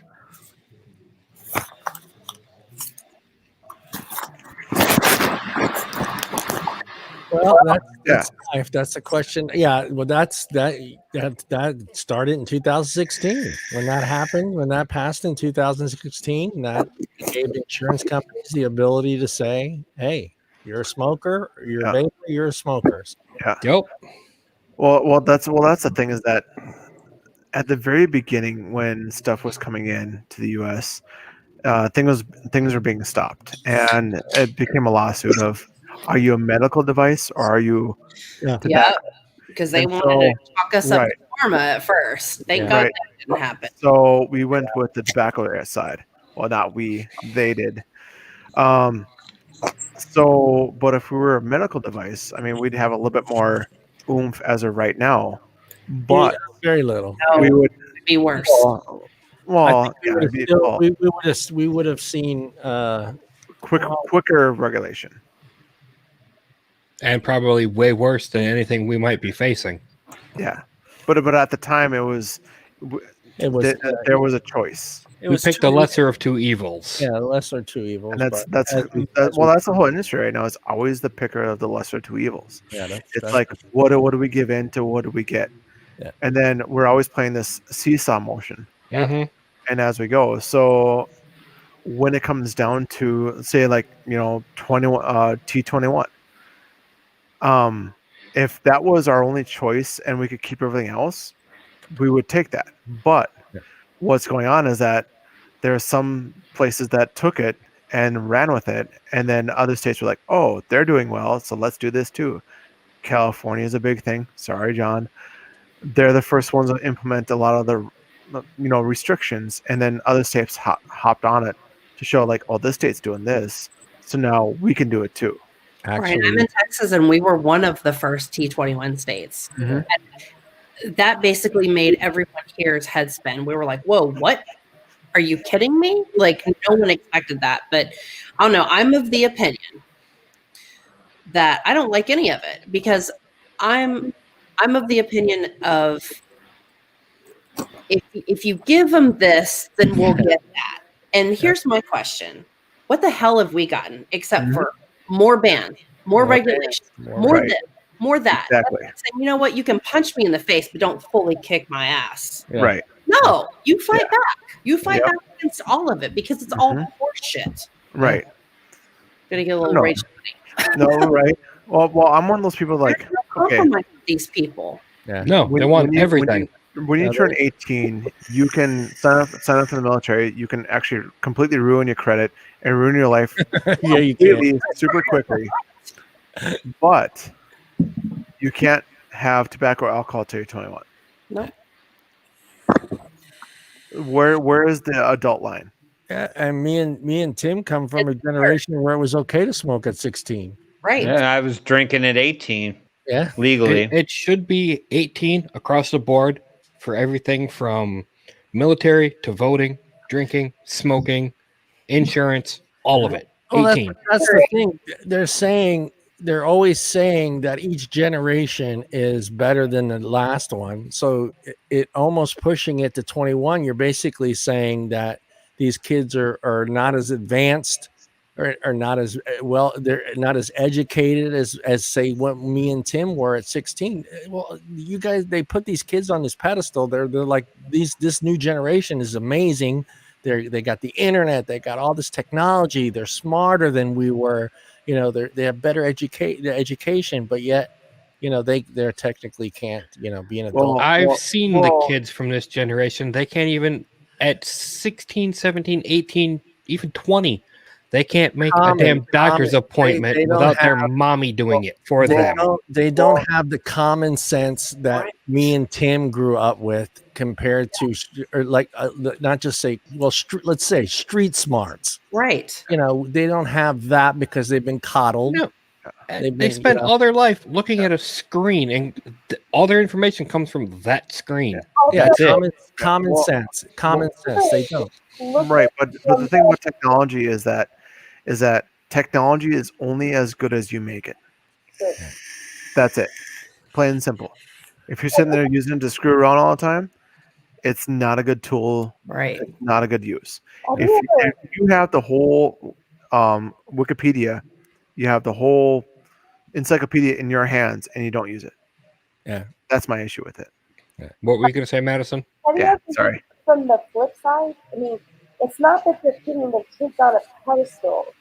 Have you looked at it even as adults, 21 and over, you still have more restrictions like cannabis, like certain drugs that cures Parkinson's, like whole different types of things that can make your moods happier, all because they want to do that. Have you ever kind of just looked at you're maybe etching this up to 21, not because they think the kids are so great, but because they're kind of starting that implementation of there is no such thing called an adult, that you're going to be fully controlled? I've wondered the same thing, Madison, because you're right. Like everything just it seems like it's continuing to shift. And that's where I'm like, you know, as an adult, where do we help our children adult up? Yeah. Because if we keep allowing everything to be pushed back as a society, you guys, Gen Y is in a lot of trouble. Yeah, they are. They really are. These are our children. Yeah. They are in a lot of trouble because Karen says Yeah. they're not old enough to XYZ. Yeah. And Never listen to that anybody concerns named me for Karen. them. Yeah. That Mhm. concerns me for them. Well, so like with restrictions and stuff, you look at like marijuana's having a comeback. You look at other things like even like CBD, for instance, is coming forth again. You know, more than it was before. So how does Yes. so how does that really affect like people's personas about it? You know what I mean? Like how do people think what that is now versus what it was? So I think the biggest, so I am a hippie through and through since I was born. And I've been pro marijuana probably since I've been, I don't know, 12 or 13 years old. I know that sounds really young, but man, my first bond was great. And the only reason why I don't really smoke too much marijuana is because it's illegal, and I like to be a law-abiding citizen, unfortunately. But I am a huge advocate for it, and do a lot of research. Have a lot of friends who are business owners. I don't sell it, which is great because I don't have to abide by the FDA guidelines, so I could say whatever the hell I want. So I'd say the biggest thing is that I view vaping community as the baby community to what the cannabis community has been facing for a long time. Cannabis was 100% legal in this country until, it wasn't. And it was all off of fear-mongering techniques and all off of fear-mongering everything to say that men weren't going to get erections anymore. Yes, that was one thing that was put out there. If you smoke marijuana, you can no longer get an erection. And it was these types of fear-mongering tactics, which we all know. Every single person here who's ever tried marijuana knows that does not happen. One horny son of a bitch. Exactly, right? So they did this fear-mongering tactic, and they did it great. And marijuana went away, and then they kept doing it. They kept coming in trends. Oh, potheads are lazy. Well, I hate to break it to you. I'm a pothead, and I'm a network engineer. I am by far not lazy. Yeah. Okay, so I don't buy that argument. You smoke pot, you're stupid. No, that's not true either. Although there are some interesting studies not done here in America, but done in Australia, done in Europe, done in the Middle East on marijuana that shows a lot of what was put out was wrong. Yeah. And I think why you're kind of seeing this come back, I mean, there was a bill that was passed for CBD, and actually it was part of my whole little thing that You can go into your CBD thing right now. Well, yeah, that was going to kind of go into, but I'll talk about this bill. In 2018, Donald Trump passed a bill called the Farmer Bill, which made all production of industrial hemp legal in the United States. Mm-hmm. So you're seeing a little bit of this federal push, but you're not actually seeing any federal push for actual THC as much as you are for CBD. And if you go look on some of the government websites, I think it's the DEA. I'll have to go look it up again and give you guys the links if you ever want it. The DEA is actually starting to admit some of the benefits about marijuana. And I think it has to do with the fact that there was just a lot of really big, strong advocacy that has pushed and pushed and pushed and pushed for decades that is now finally got them to go through, finally started cracking the shell of the younger generation instead of the older one. And now it's become this common thing where CBD is now a household name, but it's not scary anymore. Right. And versus vaping right now is a household conversation that's a scary thing. And that's really was what happened to us on the cannabis side. And so, yeah, it's going to be a lot of advocacy. I can just say that if they do to you what they did to us, it's going to be an uphill battle, but it's going to be well worth it. And I still advocate for 420 bills. One big bill I'm advocating here in the state of Illinois, and I would love to eventually make it on a federal level, is Autism 420. I help advocate in other states for this, which is a huge thing, and it has many great benefits. And yes, there are downfalls, but there's downfalls in anything in medicine. Mhm. And so I strongly advocate, and I'm also a mother of an autistic child, and I really would love for it to become legal. Well, you see the Well, benefits firsthand. I mean, right. that's the thing. That kind of just it pisses me off because it's just like we see our benefits to vaping, our families see the benefits to us vaping, and we just nobody else wants to see it. I guess. I mean, Yeah, but Their there's perception of their reality. yeah. right, but there's an underlying theme to a lot of this. I mean, we can talk about part of our biggest adversary in the vaping uphill battle is the fact that you've got all these elements of the federal government and the lobbyists that kind of encircle them to things get funded and money's coming in. But when you see the ants and you see all of the anti-vaping rhetoric that goes on that hits the social media platforms or hits the schools or in publications and magazines and newspapers, at that moment in time, the audience is not the politicians, right? They don't need to talk to the politicians. The politicians are there to take a stance. So I feel like you go ahead and you demonize it. You paint a horrible picture of it so that you get the Karens in an uproar, right? Because they don't vape. Yeah, they probably sit at home with their martini and have their alcohol, knowing that's never going to be touched. But you demonize something else that they're never going to partake in, right? And then you tell them it's all about how their kids are being impacted and nicotine's so horrible and it's going to damage their brains. They get all spun up. And really where that comes back to is because what's even the benefit of talking to those parents and just telling them that something's bad for their kids? Because I'll tell you, the first thing they're not going to probably do, and I'm come from a space where I don't have children, right? But I've been around parents with kids and you're privy to the conversations that most every parent has with their kid. But my point is like, why are you talking to those parents?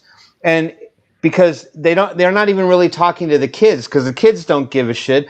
The parents probably aren't all that concerned about their kids because most of them are just kind of getting an allowance and go do your own thing, go run off and play your video game, go play with your friends. Their eyes don't want to be on the kid. It's all about in conflating and inflating an issue so it makes it like a big deal so that those parents then go, oh my God, this is horrible. So then when election times come around, they can turn and go, hey, but there's the politician who can't stand vaping and he's on my side. I'm going to vote for him. And it all comes back to power. So you can throw in all the other little elements about it that are true, MSA money and all the bonds and the funding and ants needing to be funded so that they can push their rhetoric. But two things happen. It helps keep certain politicians in power. I don't care about what party because you got the anti-vaping people on both sides of that coin, right? Yep. That's the one thing that is bipartisan. Right. So you have that, and then on the other, and I lost my train of thought on the second thing, but I was going to say there was another kind of major point to the whole idea by why the it makes a lot of sense for why they do it. But I'll remember it later. But I think that has a lot to do with it. I mean, it's not just the obvious to us. So we'll give you 20 minutes on this. Thank you. So, on the cannabis side of the thing is I run into this problem a lot, and not so much anymore as I used to. I still do, and then some of the other things that, because once again I'm a hippie, and there's other things that people think I'm crazy, like sitting on the floor or sleeping on the floor or not really owning 50 million pairs of shoes. I own one pair of shoes that has no insoles and lay flat on the floor. I mean, like, people think I'm just nuts, and I'm totally cool with it. I don't really care. You're okay in our book. Well, man. I have a question though. When I remembered my point. I remember. Let me spell. That was a really short 20 minutes. Thank you. Well, no, I got to do it now because I'll forget it again. And that is that even when it comes back to the kids, all the ant stuff and the advertising and the stupid shit they put out in the papers, you know what all that does? That just makes the kids want to do it more because it's more taboo to them now. It's like, don't touch it. Don't touch it. Let me figure. All right. So that's my other point. That's two other big things that come out of it. Yeah, it's a systematic thing of brainwashing, and the best thing to do with that, and I've had to deal with this with the cannabis side, is I'll take for example my mother-in-law.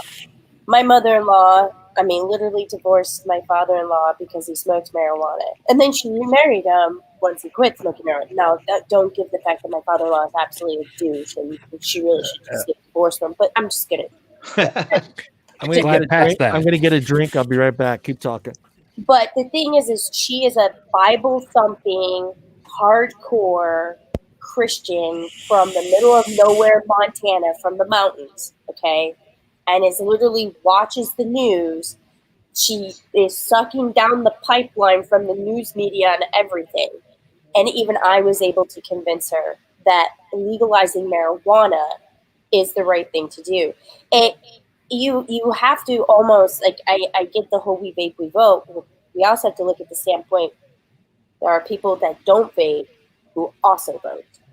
And they're bigger in numbers than we are. And it's the same with the cannabis world. And so starting these dialogues and these conversations, it takes a long time. It is probably the most tedious process. And you're gonna have Karens. You're never gonna convert, and that's fine. But you have to make the Karen pool smaller. And the smaller it gets, the more and more impact, and the less likely they are to see the news. And then that Karen talks to another Karen who talks to another Karen over their martinis. And then that Karen backstabs the other Karen and goes talk to that Karen over there who talks about that martinis. And then they go tell their husbands, this is what we're going to do because I'm queen in this house. And this is, if mama ain't happy, ain't nobody happy. And Right. that start this conversation. And that's really where cannabis is nowadays. The only problem is that most people are very uneducated about cannabis. But they're at least not scared of it anymore. Like their dick's not going to work anymore like they used to be. Well, I had a question actually for you. Can you explain to like the audience the difference between like smoking marijuana and CBD? So Like, so the big difference there.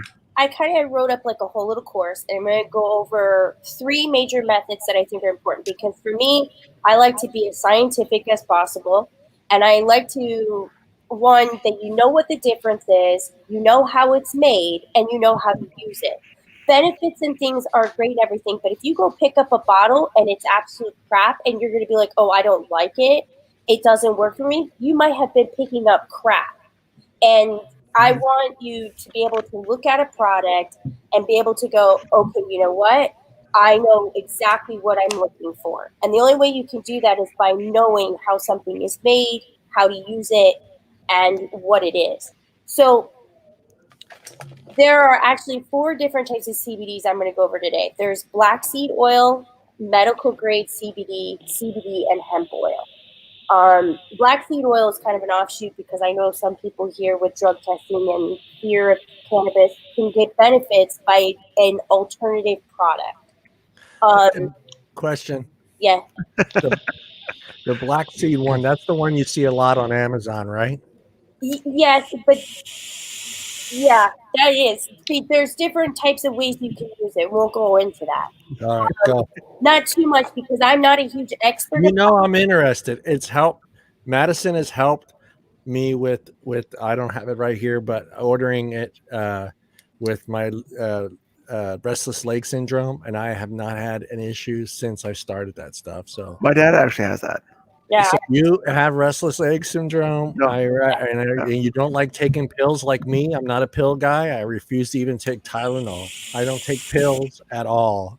well, I I mean, mean, I'll put I it have to out be in there, extreme pain for me to even take a pill. Mm-hmm. I'm not a doctor, but I did play a medic in the army for one time, so I kind of have And Close enough. background. you did spend the night at the Holiday Inn Express, so No, I'm a Motel 8 girl. but it's helped me so much. I don't know how long it's been now, Madison. What, 8 months, 9 months? Yeah, it's been a while. I've not had an issue with my restless leg syndrome since I started taking just 2 drops a day. And I wish I had it in front of me, but it's in my bedroom. Okay, so Go. all right, so those are the 4 areas we're going to talk about: black seed oil, medical CBD, CBD oil, and hemp oil. Now, they're made in a few different ways. Well, the most popular form, and you'll hear these terms come up when I actually start talking about these different types of versions. The methods on how these things are extracted are really important because you're going to know if you're getting a good, pure quality product.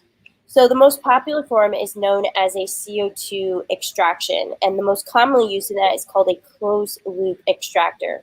Basically, they have 3 tanks, and one tank has the liquid CO2, the next tank has the plant, and the other one over there is where it warms it up. And basically, the CO2 goes into that tank, it liquefies into a solid state, and it absorbs all of that oil, and the flavors from it goes over to the next chamber and basically heats up, and that's how you get that pure oil extract from there. So that's one process. It's one of the most commonly formed processes of it. It has very little side effects to it, although I'll kind of talk about one of it when you talk about the different spectrums of CBD.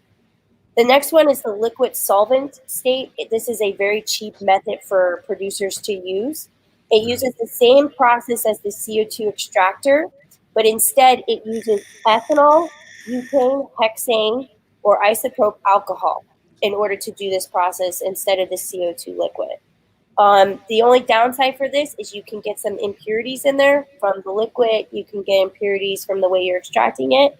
And then the chloroform for the plant can give the liquid a very green tint, which most CBD oil is like kind of like a dark and golden color is really what you're looking for.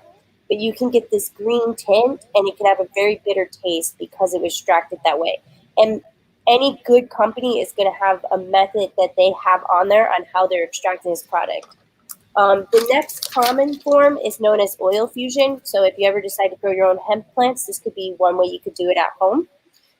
It's a very simple process, and what they do is they decarboxylize the plant material. They heat it to activate all the compounds, and then they add oil like MCT oil, coconut oil, olive oil, any type of like cooking type of oil or edible oil. And then they heat that to 100 degrees Celsius for 1 to 2 hours. The only downside to this is that, so if you see this method on there, you're going to have to consume a lot of that oil in order to feel any of the effects versus the other 2 methods where you could take a little bit of the droplets and actually get more purity from it versus this oil fusion, you would have to consume quite a bit of the oil. There are other methods, which is winterization, distillation. You can look into those if you want, but I picked the top 3 most commonly forms that you use. And there are actually 2 groups that you can try to see on people's websites that talk about this. The 2 big groups that work on is one's called FOCUS, which is the Foundation of Cannabis Unified Standards, and the ASTM, which is the American Society of Testing. These 2 groups are really working on every single type of standardized process for CBD making for the whole entire country. And I'm not even sure if it's globally, but definitely for the United States. They're working on trying to make a as how you grow it, what type of fertilizers, everything of that nature, making it standard across the board. So those are the big Question. involved in that. Question. Yeah. Are we seeing any of the other countries import their stuff here? Is that happening, or is what we see on our market right now U.S. made qualities? Well, I don't know if it's are we starting to see that? Because that kind of would bother me. I don't know why it would bother me. Don't know completely. I mean, I know we export a lot to some countries because CBD is really weird, like how it goes from country to country. Like I know my girlfriend, she sells CBD. She had a hard time getting it to Canada to her customers, and then all of a sudden she was able to because it was like huge jumps. I'm just wondering if it's getting imported outside the United States, but if you can find out, that I'd be kind of. Well, I think a lot. my ex-wife used to buy it thinking that she needed it for certain things, like some of her anxieties and some of her other pains that she was having. And I don't recall ever coming across a non-US based company. They were all small US based labs that had different extraction methods, like Madison just laid out. And they came in, like one she got looked like water in a bottle. I'm like, are you sure what you just paid for is really CBD? And then she had this other stuff that it smelled like bong water, basically. It legit smelled like bong water.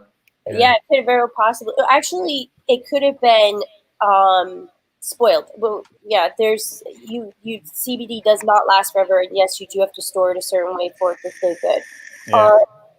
So those are the extraction methods, and those are companies. So if you do see those companies or these groups on somebody's website when you're searching for it, those are actual legitimate. That's part of the CBD standard organizations that are out there.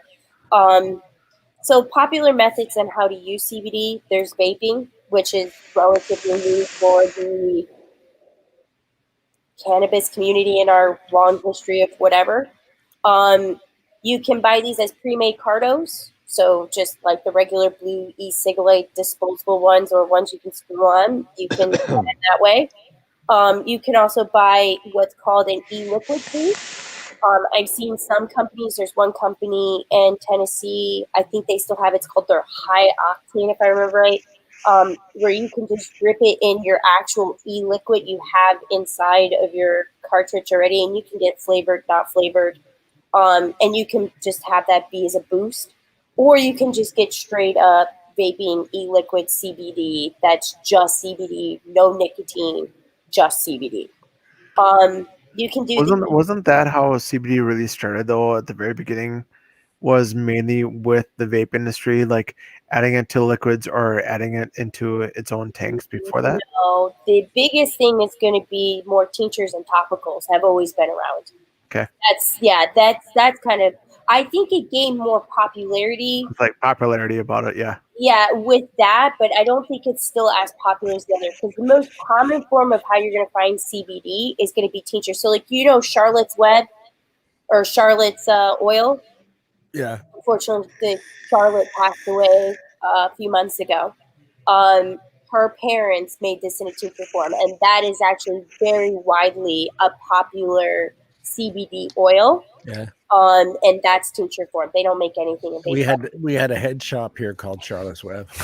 Yeah, so there's quite a bit of companies that won't even make any vaping products whatsoever with CBD that are really good quality stuff. There's the tincture forms. They're very specific. They're the little eyedropper stuff that you can get. It's just a pure liquid state. Best way to take it is putting it underneath your tongue and letting it sit underneath your tongue for a minute so it absorbs in, and then being able to swallow. You can put it in food. You can put it in drinks. I call myself my really bad days is I get a shot of heavy whipping cream and put some CBD oil in there and go to town. You can also, the other one too, and this is if you've got kids, let's say, who are sick and they are really nauseous and they can't keep something down. you can put CBD in your belly button and it will absorb through your belly. Yeah, that's trippy. I remember that. You were So- saying that before. CBD body shots. No. Yeah. A body shot. You can also have the topical version, which is creams, bath Well, bomb. yeah, you got soaps now, creams, and shit, everything, shampoos. But those are the hemp versions The of hemp version. Yeah. sunscreens, those types of lotions. But you can get specifically like a little container of like topical CBD that might be infused with maybe like an essential oil or something of that nature to help you out. Or you can use the bath I bomb. wish I had my sound effects. I'd give you the oh yeah. Or you can do the fizzy bath bombs thing. And I've never seen one with jewelry inside of it or anything cool. Just, the feel goodness. And then the other form of it, which is more closer to marijuana side, is going to be dabbing. And dabbing is relatively new to marijuana in general, whether you're smoking straight up good old fashioned Mary Jane or you're going to the CBD side. Basically, what it is it's your good old fashioned bong, which I should grab mine for this show because that's the way you should live life. And what it is, instead of where you used to have the marijuana go in there and heat it, instead it's called a nail, and that nail sits on there, and you heat up that nail with a blowtorch to get really hot, and then you drop the wax in, and then you inhale it that way. Or you can get an electric version of it, which you can charge, have battery operated, and do the same thing and drop it in there. It's the closest form to the original way people think about smoking marijuana. Because it is technically used off of a bong of some sort. So that is a very popular form. And you can get these things flavored. Like a girlfriend of mine gets cookies and cream and Girl Scout cookie marijuana stuff. So, vaping community isn't the only one who likes flavors. The good old days where you just rolled it up in a zigzag and smoked it. Right. Where's the purity in that stuff? And you get the tar versus you can keep a whole entire water bubble and have less tar, especially with dabbing. Or if you didn't have any of that stuff, just crushing the Pepsi can and poking 4 holes in it. Right? I've done some pretty crazy The stuff. toilet paper roll. Yeah. Toilet paper Apple. roll. Everyone had a pocket knife and they could always get a soda. So the next thing is we're going to talk about the types of CBD. So there's the only difference. Let me ask you a quick question though, real quick. Okay. Have you? I've noticed that the price fluctuation has changed a lot. It's starting to become a little bit more affordable than it was, say, 4 or 5 years ago, where that 30 ml bottle. Actually, I don't think they even had 30 ml bottles back. They were like $50, $60. Yeah. Because now I notice like I just redid my order of my stuff, and mine is 350,000 milligram pack, and I pay 20. I've been paying the same price, $23.49, and I noticed that is that's a lot cheaper than what I was that 5 years ago, that those 2 bottles would have cost me probably about $120.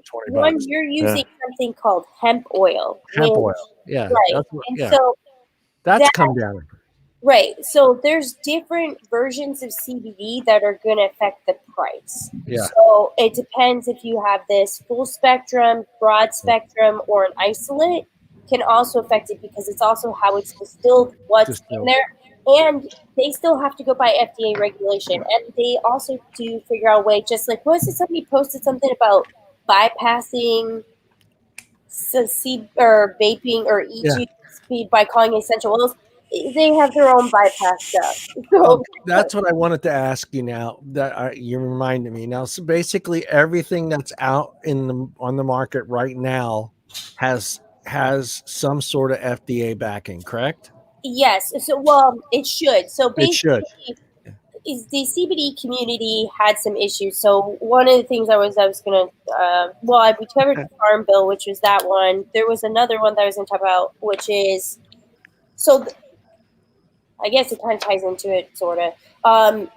It's got like 8 pages of notes there. Holy crap! I have. She don't mess around. Madison don't mess around. Yeah, not at all. You could totally be another blogger. It's great. She could. I She could.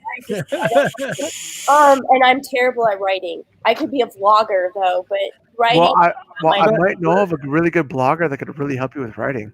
Oh yeah, I Yeah. totally No, have. but Madison, but Did you ever read about cannabis? for our viewers though, that is something that they should be looking for when they're purchasing a product of CBD. They should be, and the FDA has cracked down a lot on it. But the FDA is not the only thing to look at. I would strongly advise you, if you look at something, please look at how it's extracted, and what type you're going to go, which we'll cover, because that's going to make a huge difference on what you're looking for. Right. And then the other thing is please look for third-party testing. I urge you to look for third-party testing, because you can find mold, you can find arsenic, you can find a whole bunch of stuff, because you're talking about a plant that is being grown and can grow really quickly. Weed grows like weed. I mean, it really grows like a weed, and it can grow anywhere and everywhere, and anybody can grow it.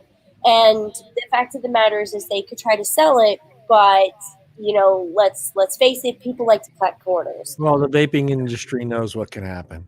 Yeah, well, we've already been in our thing, but yeah, exactly. And there's a lot of stuff too on the black market. I mean, hence the whole thing what they tried to dank vapes. I mean, it's technically was a THC cardo, which didn't really help us too much on our thing. But this is part of the reason why marijuana needs to be legalized, because of situations like this. It's actually how I convinced my mother-in-law do you want kids to go out and smoke marijuana laced with THC? Or with PCP or heroin or all this other stuff that drug dealers lace it with to get you addicted?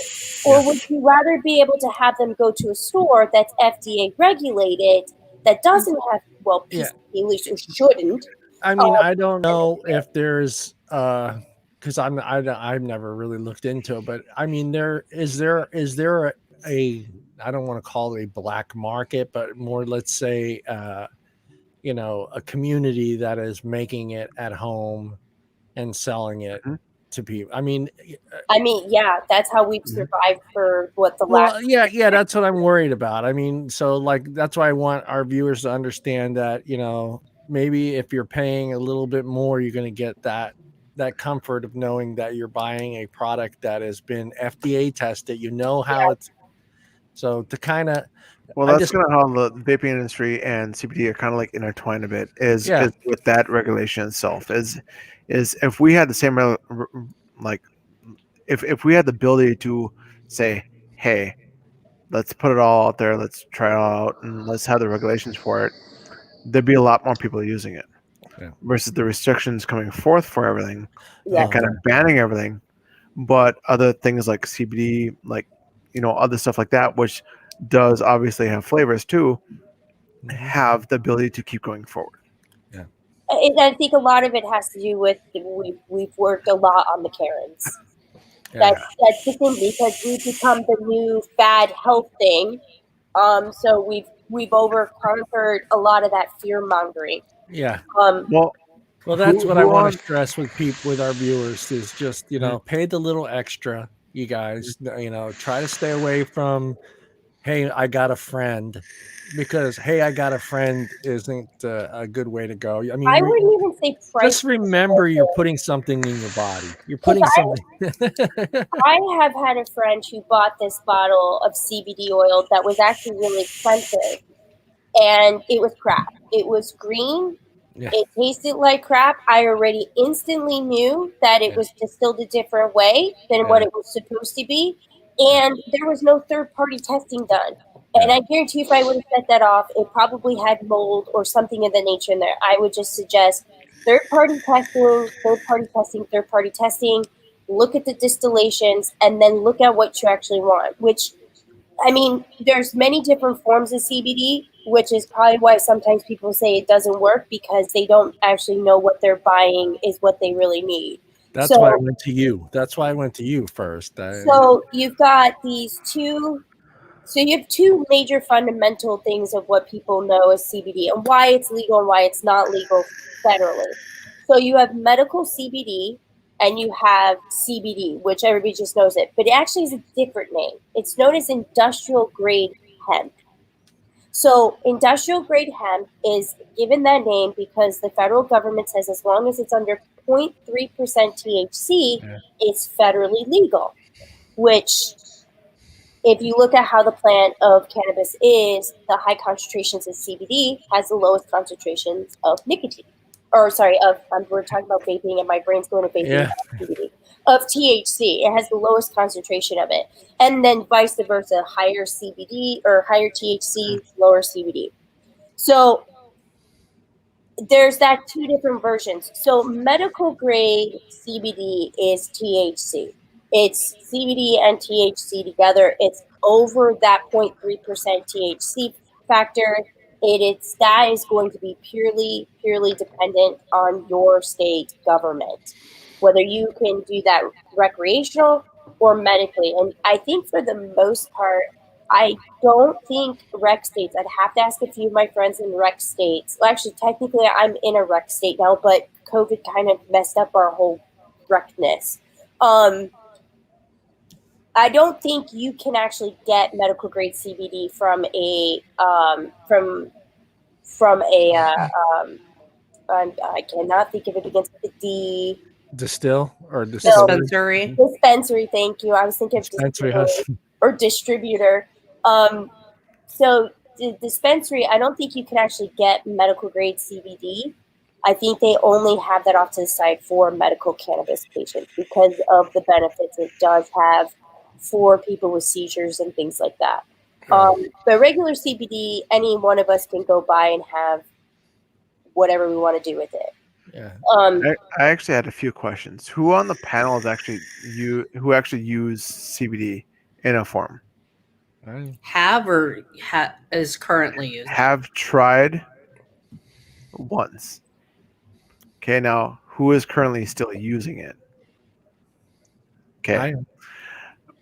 So I used it for a little bit because I didn't know what it was about. I knew I got it through a show I was at before I went to Dallas, and that was a whole like high craze is what it was. Like you were looking for the high.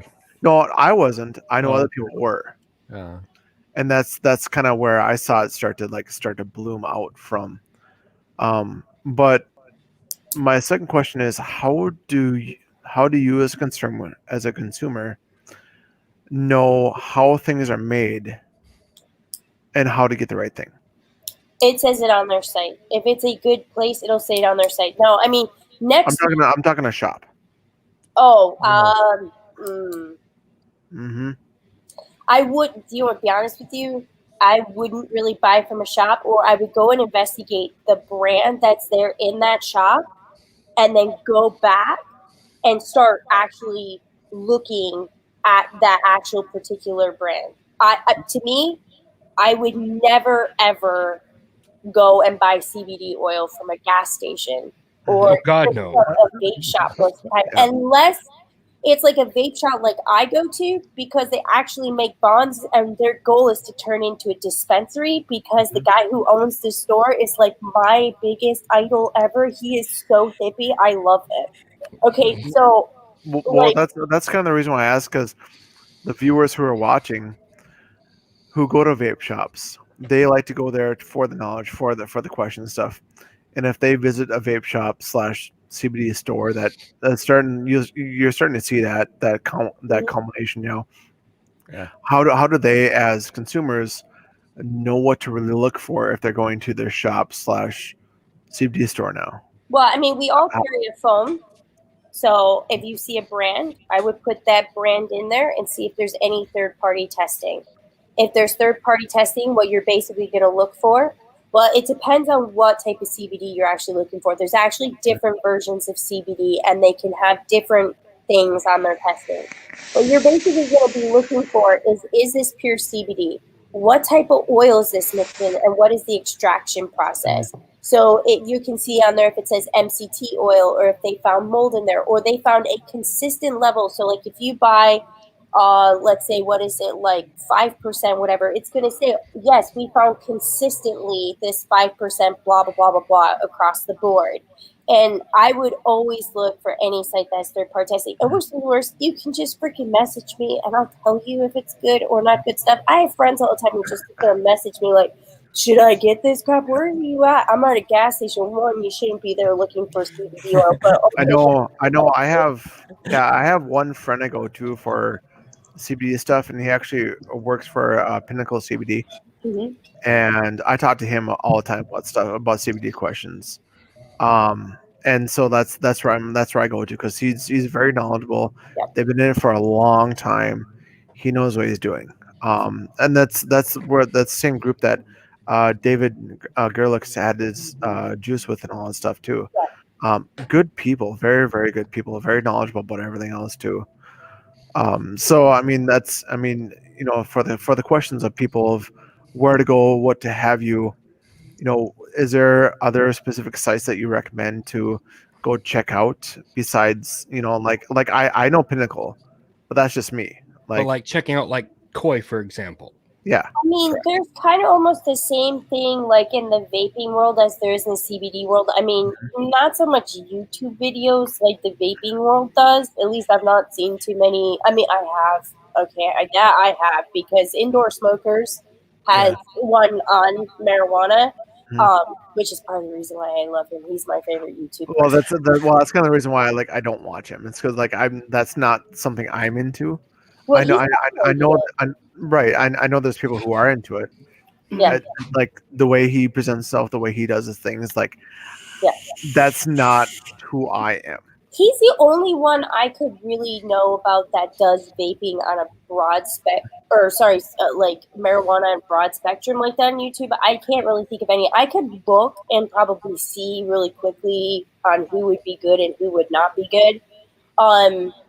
But I usually go by reviews. I always go by like, what's the best CBD that's out there on the market, and then just get the products that are already in your mind. I kind of look at, like, even though I live in Chicago and I could probably walk anywhere I wanted to and find CBD anywhere I want, the thing is I would still order it online, because I mean, I would rather, if I'm going to give you my money and I want this for health purposes, I want to pay for the most purest and best product I can get, because why take CBD oil that has? Yeah, you're putting something in your body. Yeah.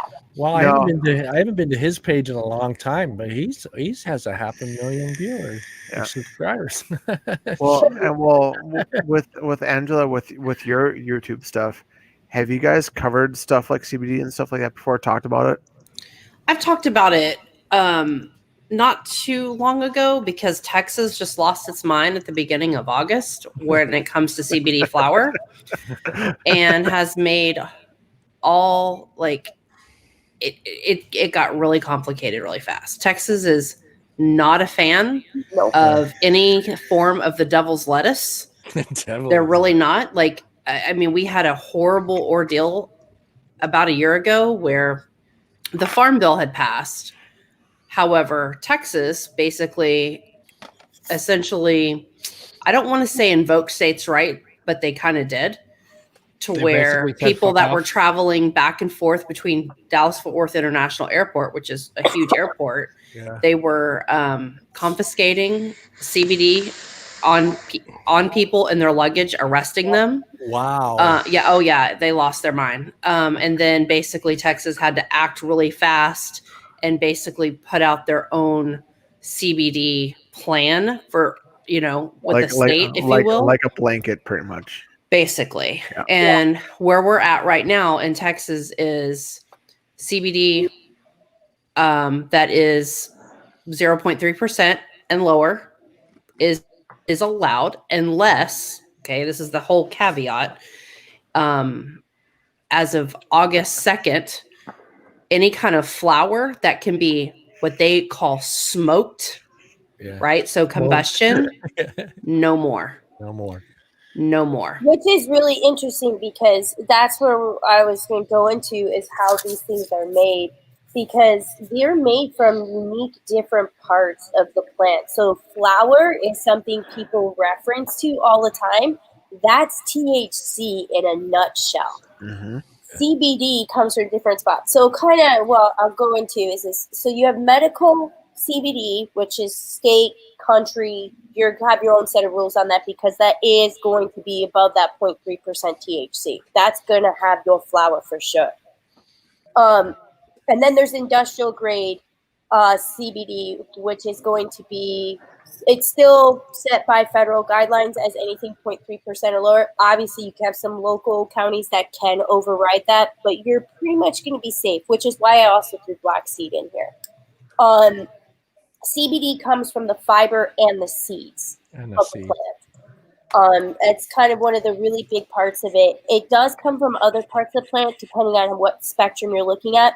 But that's going to be your primary parts. Is going to be the fiber and the seeds are going to be the high concentrations of the CBD oil.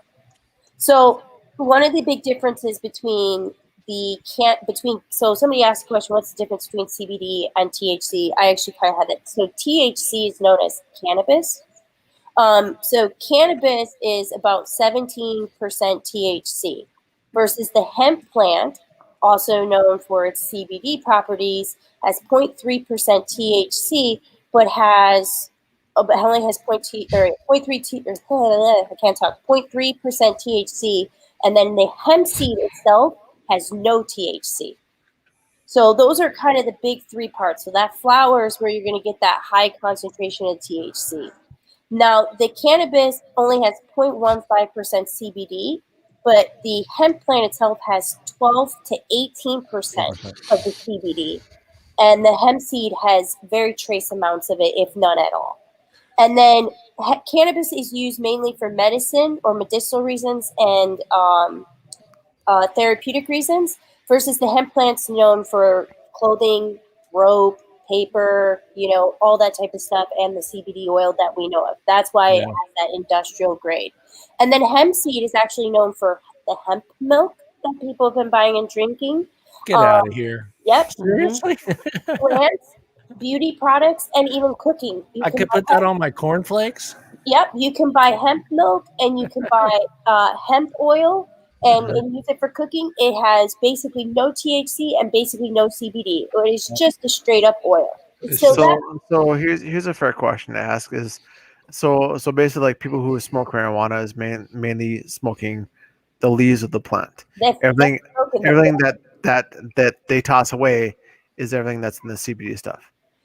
Yeah, so the plant is derived from different parts. You can use the flower in there. So depending on what spectrum of CBD you're getting depends on what part of the plant it's using. But yes, your true version of your Mary Jane pot smoker Rastafarian, whole like leaves factor and all that stuff. Cheech and Chong's.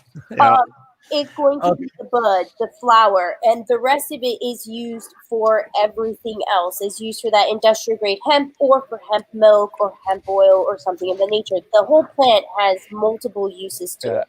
Okay, for the guy that wants to get started, and we talked about this before in the other show, he wants to get started, but also gets tested. The truck drivers. Yeah, so that's where we're going to head into. So hemp seed is marketed in a few different ways. There's cannabis stevia, which is that hemp seed, the one I told you had 0 THC, 0 CBD. It's also marketed as cannabis sativa seed oil. If you ever see that, that's what it is. CBD is also known as full spectrum hemp oil that you have, John. Yeah. PCR hemp extract or cannabinoid oil.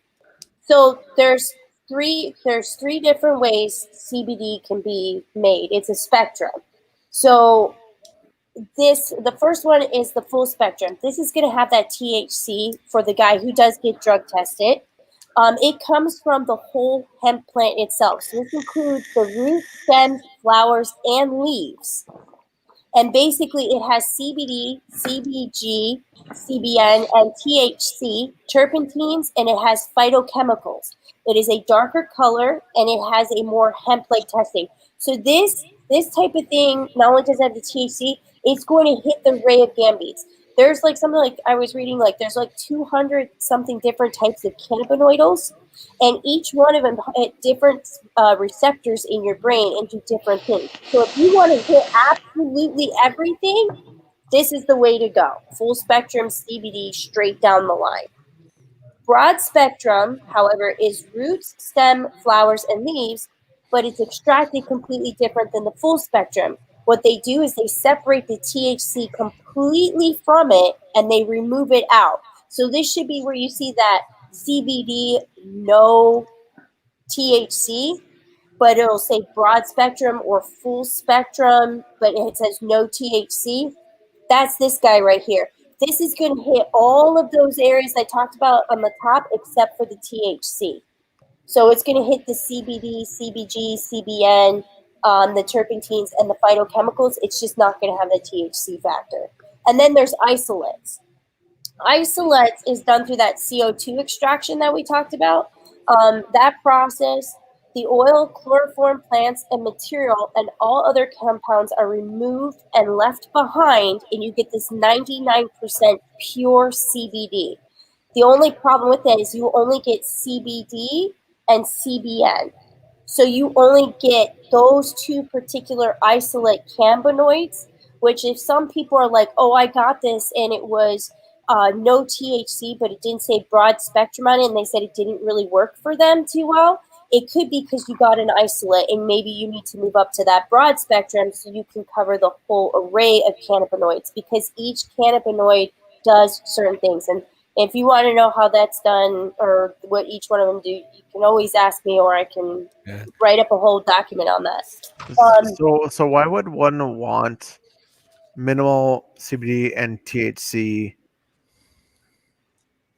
Like, because you were talking earlier, like zero CBD and zero THC.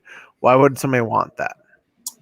Cooking. That's really it. But the thing is people, when they look, but the reason why I kind of do that is because if you're looking on the market and you see CBD hemp, you think hemp plant CBD, same thing, right? Hemp plant is known for marijuana or the bud or the flower. Texas thinking that flower and CBD are exactly the same, but yet you have isolates that don't even touch the flower at all. There's this But does that really do anything though? Like, besides flavor? No, not really. It's hemp milk. It's hemp oil. Okay. It's used for cooking. But if somebody's going out there who's brand new to this and goes and sees, oh, look, it says hemp seed oil, that must be CBD. No, it's not. There's no CBD in it. There's no THC. I think it's really important to know each part of the plant. Yeah. Well, the reason why I ask that is because the same question gets asked to vapors quite often. Like, why would you vape zero? Why would you keep doing it if there's nothing in it for you? Vaping. To me, it's still the action to help you give in and go away, pretty much.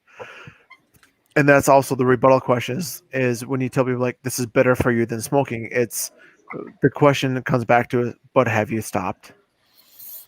It's like, okay, no, I haven't. But the thing is, though, is that the reason why I keep doing it is because I know it's better for me than this. And like the best example I can give anybody is driving a car. Is everyone knows driving a car is not safe, but is it safer driving with a seatbelt than without a seatbelt? I think the best way to kind of say that there is a difference between, I would say there's definitely a difference between THC, CBD, and vaping, and more on the medical perspective. Vaping treats an addiction. Cigarette smoking is an addiction. Vaping is an avenue to help somebody have a better choice to help with their addiction. CBD is not an addiction. You can't get addicted to CBD at all. It's there to treat somebody medically for medical purposes only, such as pains and arthritis and things like that. So you don't really want to come off of it. It's to help you medicinally. It's a supplement. It's a supplement is what that's where they fall into that category. Right. So what about those people who say that they have a marijuana addiction? But that's different. Like that's so there's the separation THC. there. Like, can you say like use this to help you stop this? Do you still have that avenue?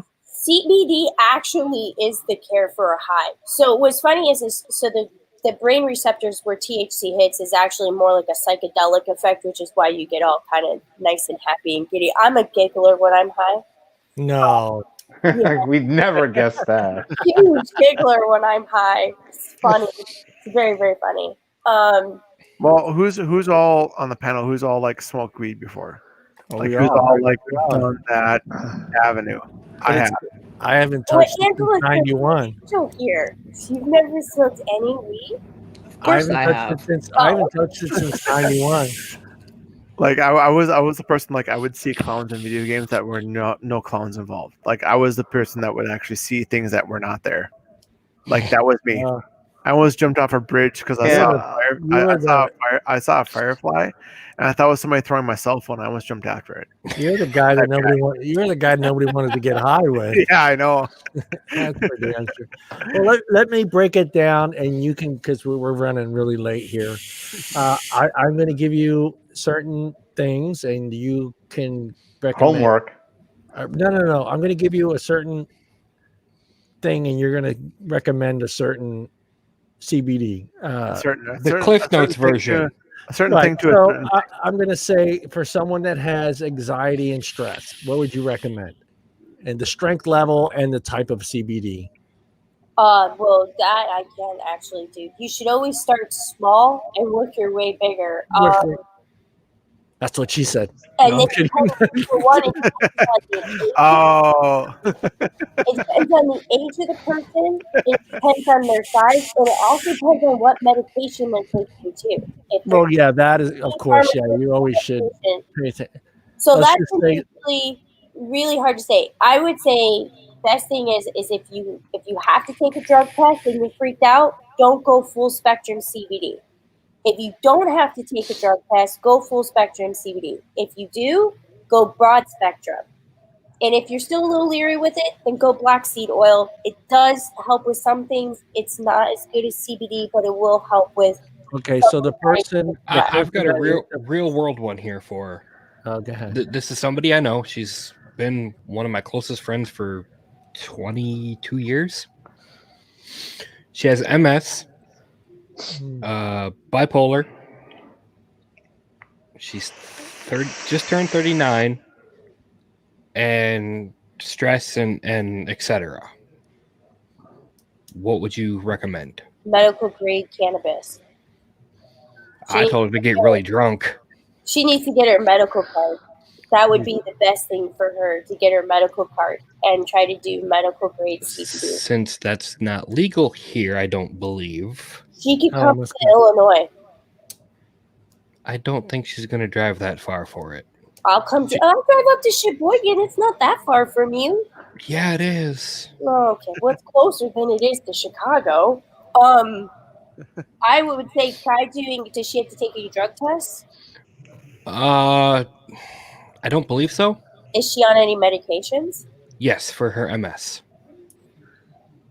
Don't ask me what they are. I don't know. Some of those Come MS. on, Tom, you've known her all these years. You don't know her medicine. Damn it. No. Yeah, some of those medications for MS are very, very nasty. Yeah. I would be honest with you, I would have her ask her doctor on that one, because depending on the medication she's on, that CBD can totally jack you up.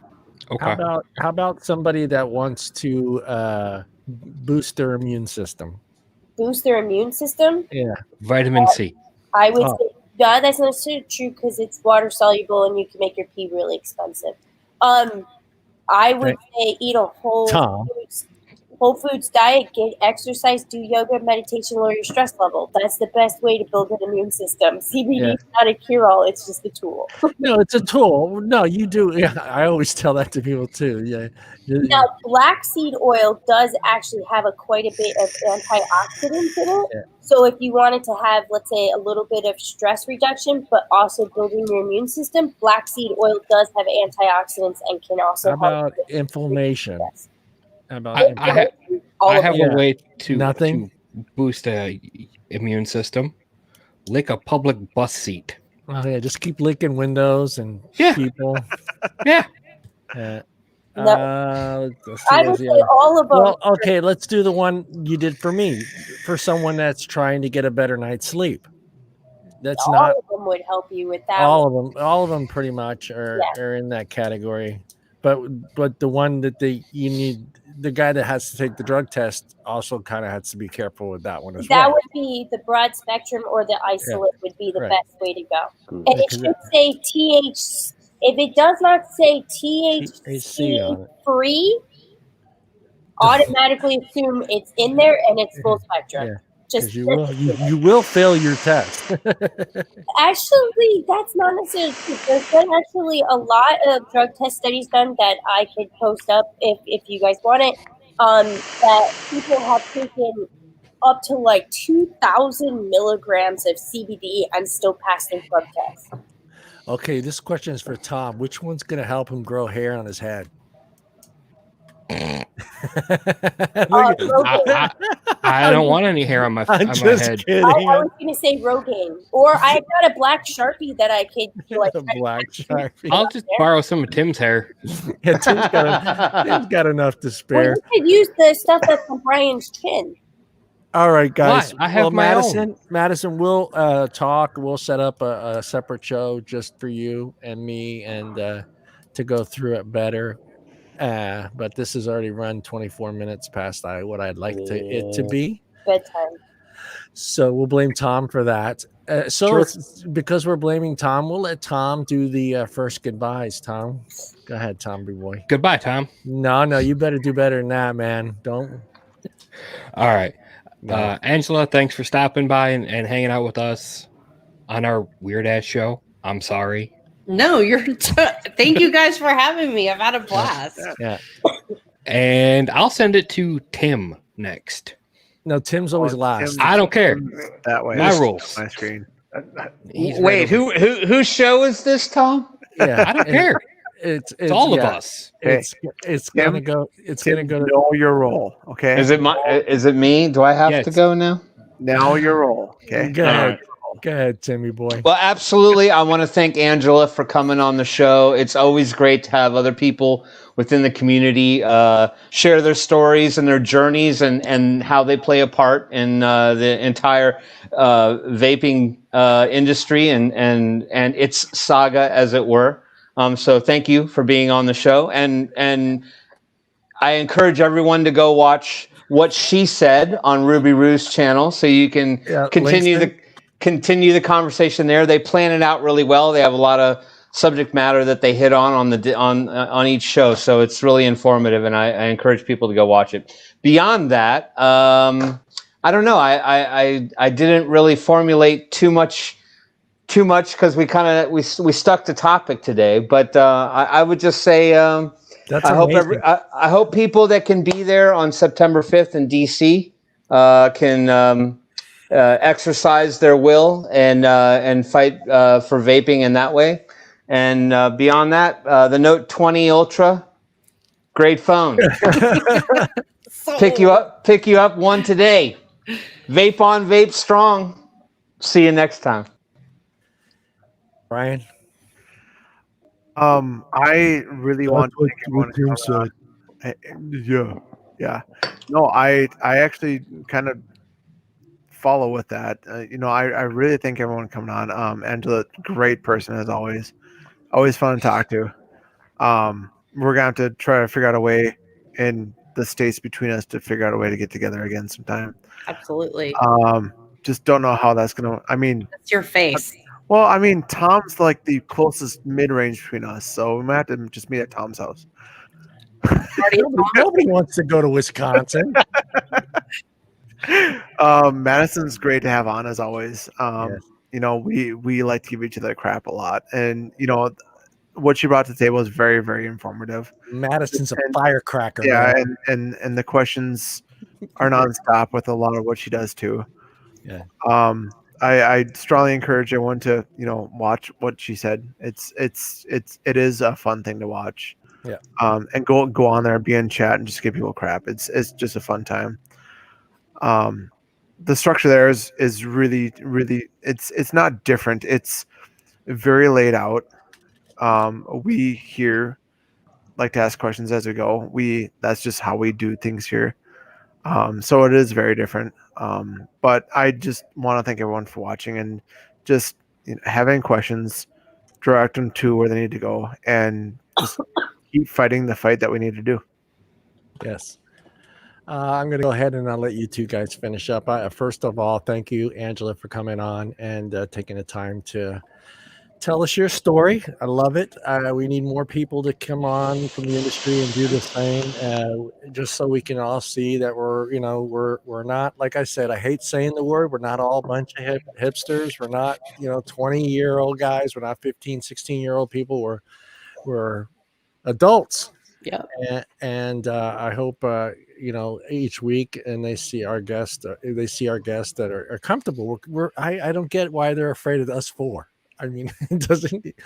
They may be just camera shy. It's all the testosterone. Yeah. Maybe with Madison now being a full-time panelist, it'll help. Yeah. Now Madison is now a full-time on the show again. And Madison, I will have everybody. I want to do just if it'll probably be 2 hours, but just a show on CBD because it's such a hot topic, and I think a lot of people, like Madison said, I think they start off with it wrong and they don't use it. They don't get the benefits from it. They don't understand what they're doing. And I think having a show where they could have Madison explain how the whole thing works, because for me, it's been 8 months, Madison. I've had the best 8 months sleep I've had in many, many fucking years. And I mean, I've had my restless leg syndrome used to be so bad to where I'd literally get out of bed and just say, screw it, I'm not sleeping tonight. And to where I hit that pillow, I'm done. I go to sleep. So it's been a huge benefit to me. And I tried other products, but until I got to talk to Madison and understand how it all worked and what I needed to expect from the product, now, like I said, I get the best night's sleep. So we'll do a show. I'll set it up with Madison to where we can kind of have slides and YouTube and stuff. And she has a lot of friends that are in the industry. So we'll have some of her guests come on and go through some of the different products. That's it. And I'm going to go ahead and shoot it to Madison and then to Angela to end it. Madison, would you like to say your goodbyes?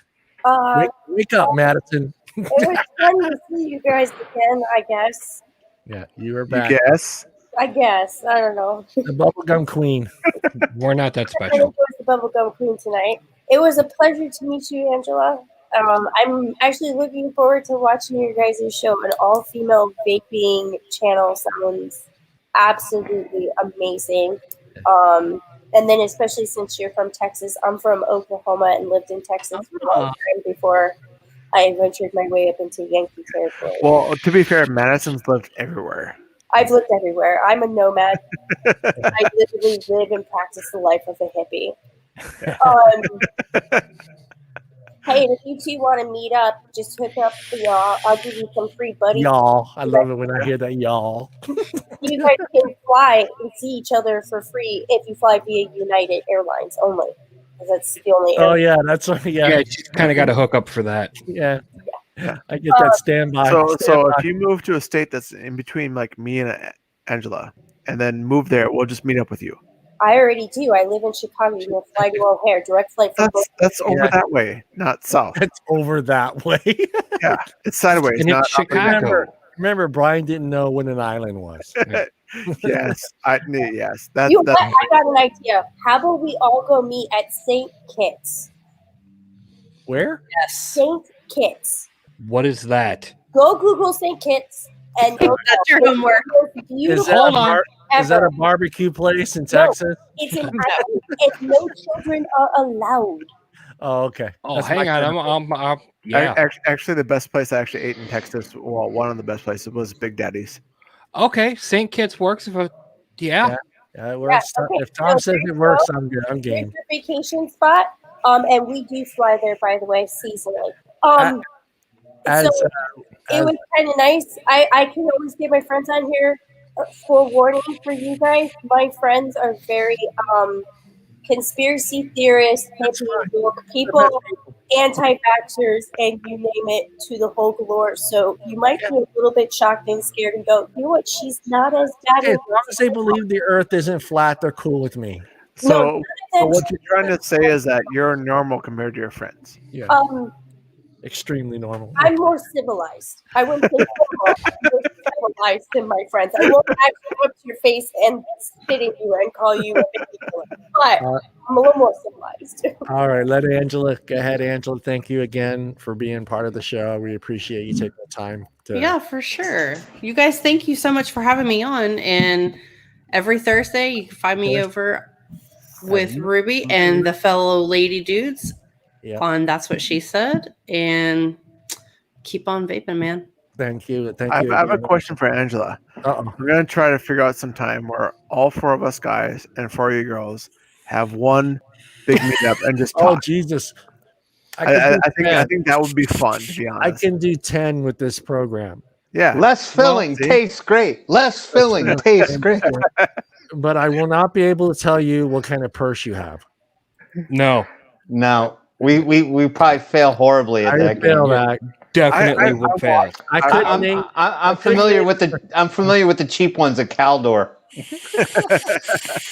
If they sell it at Michael's or Kohl's, I maybe be able to know what kind it is.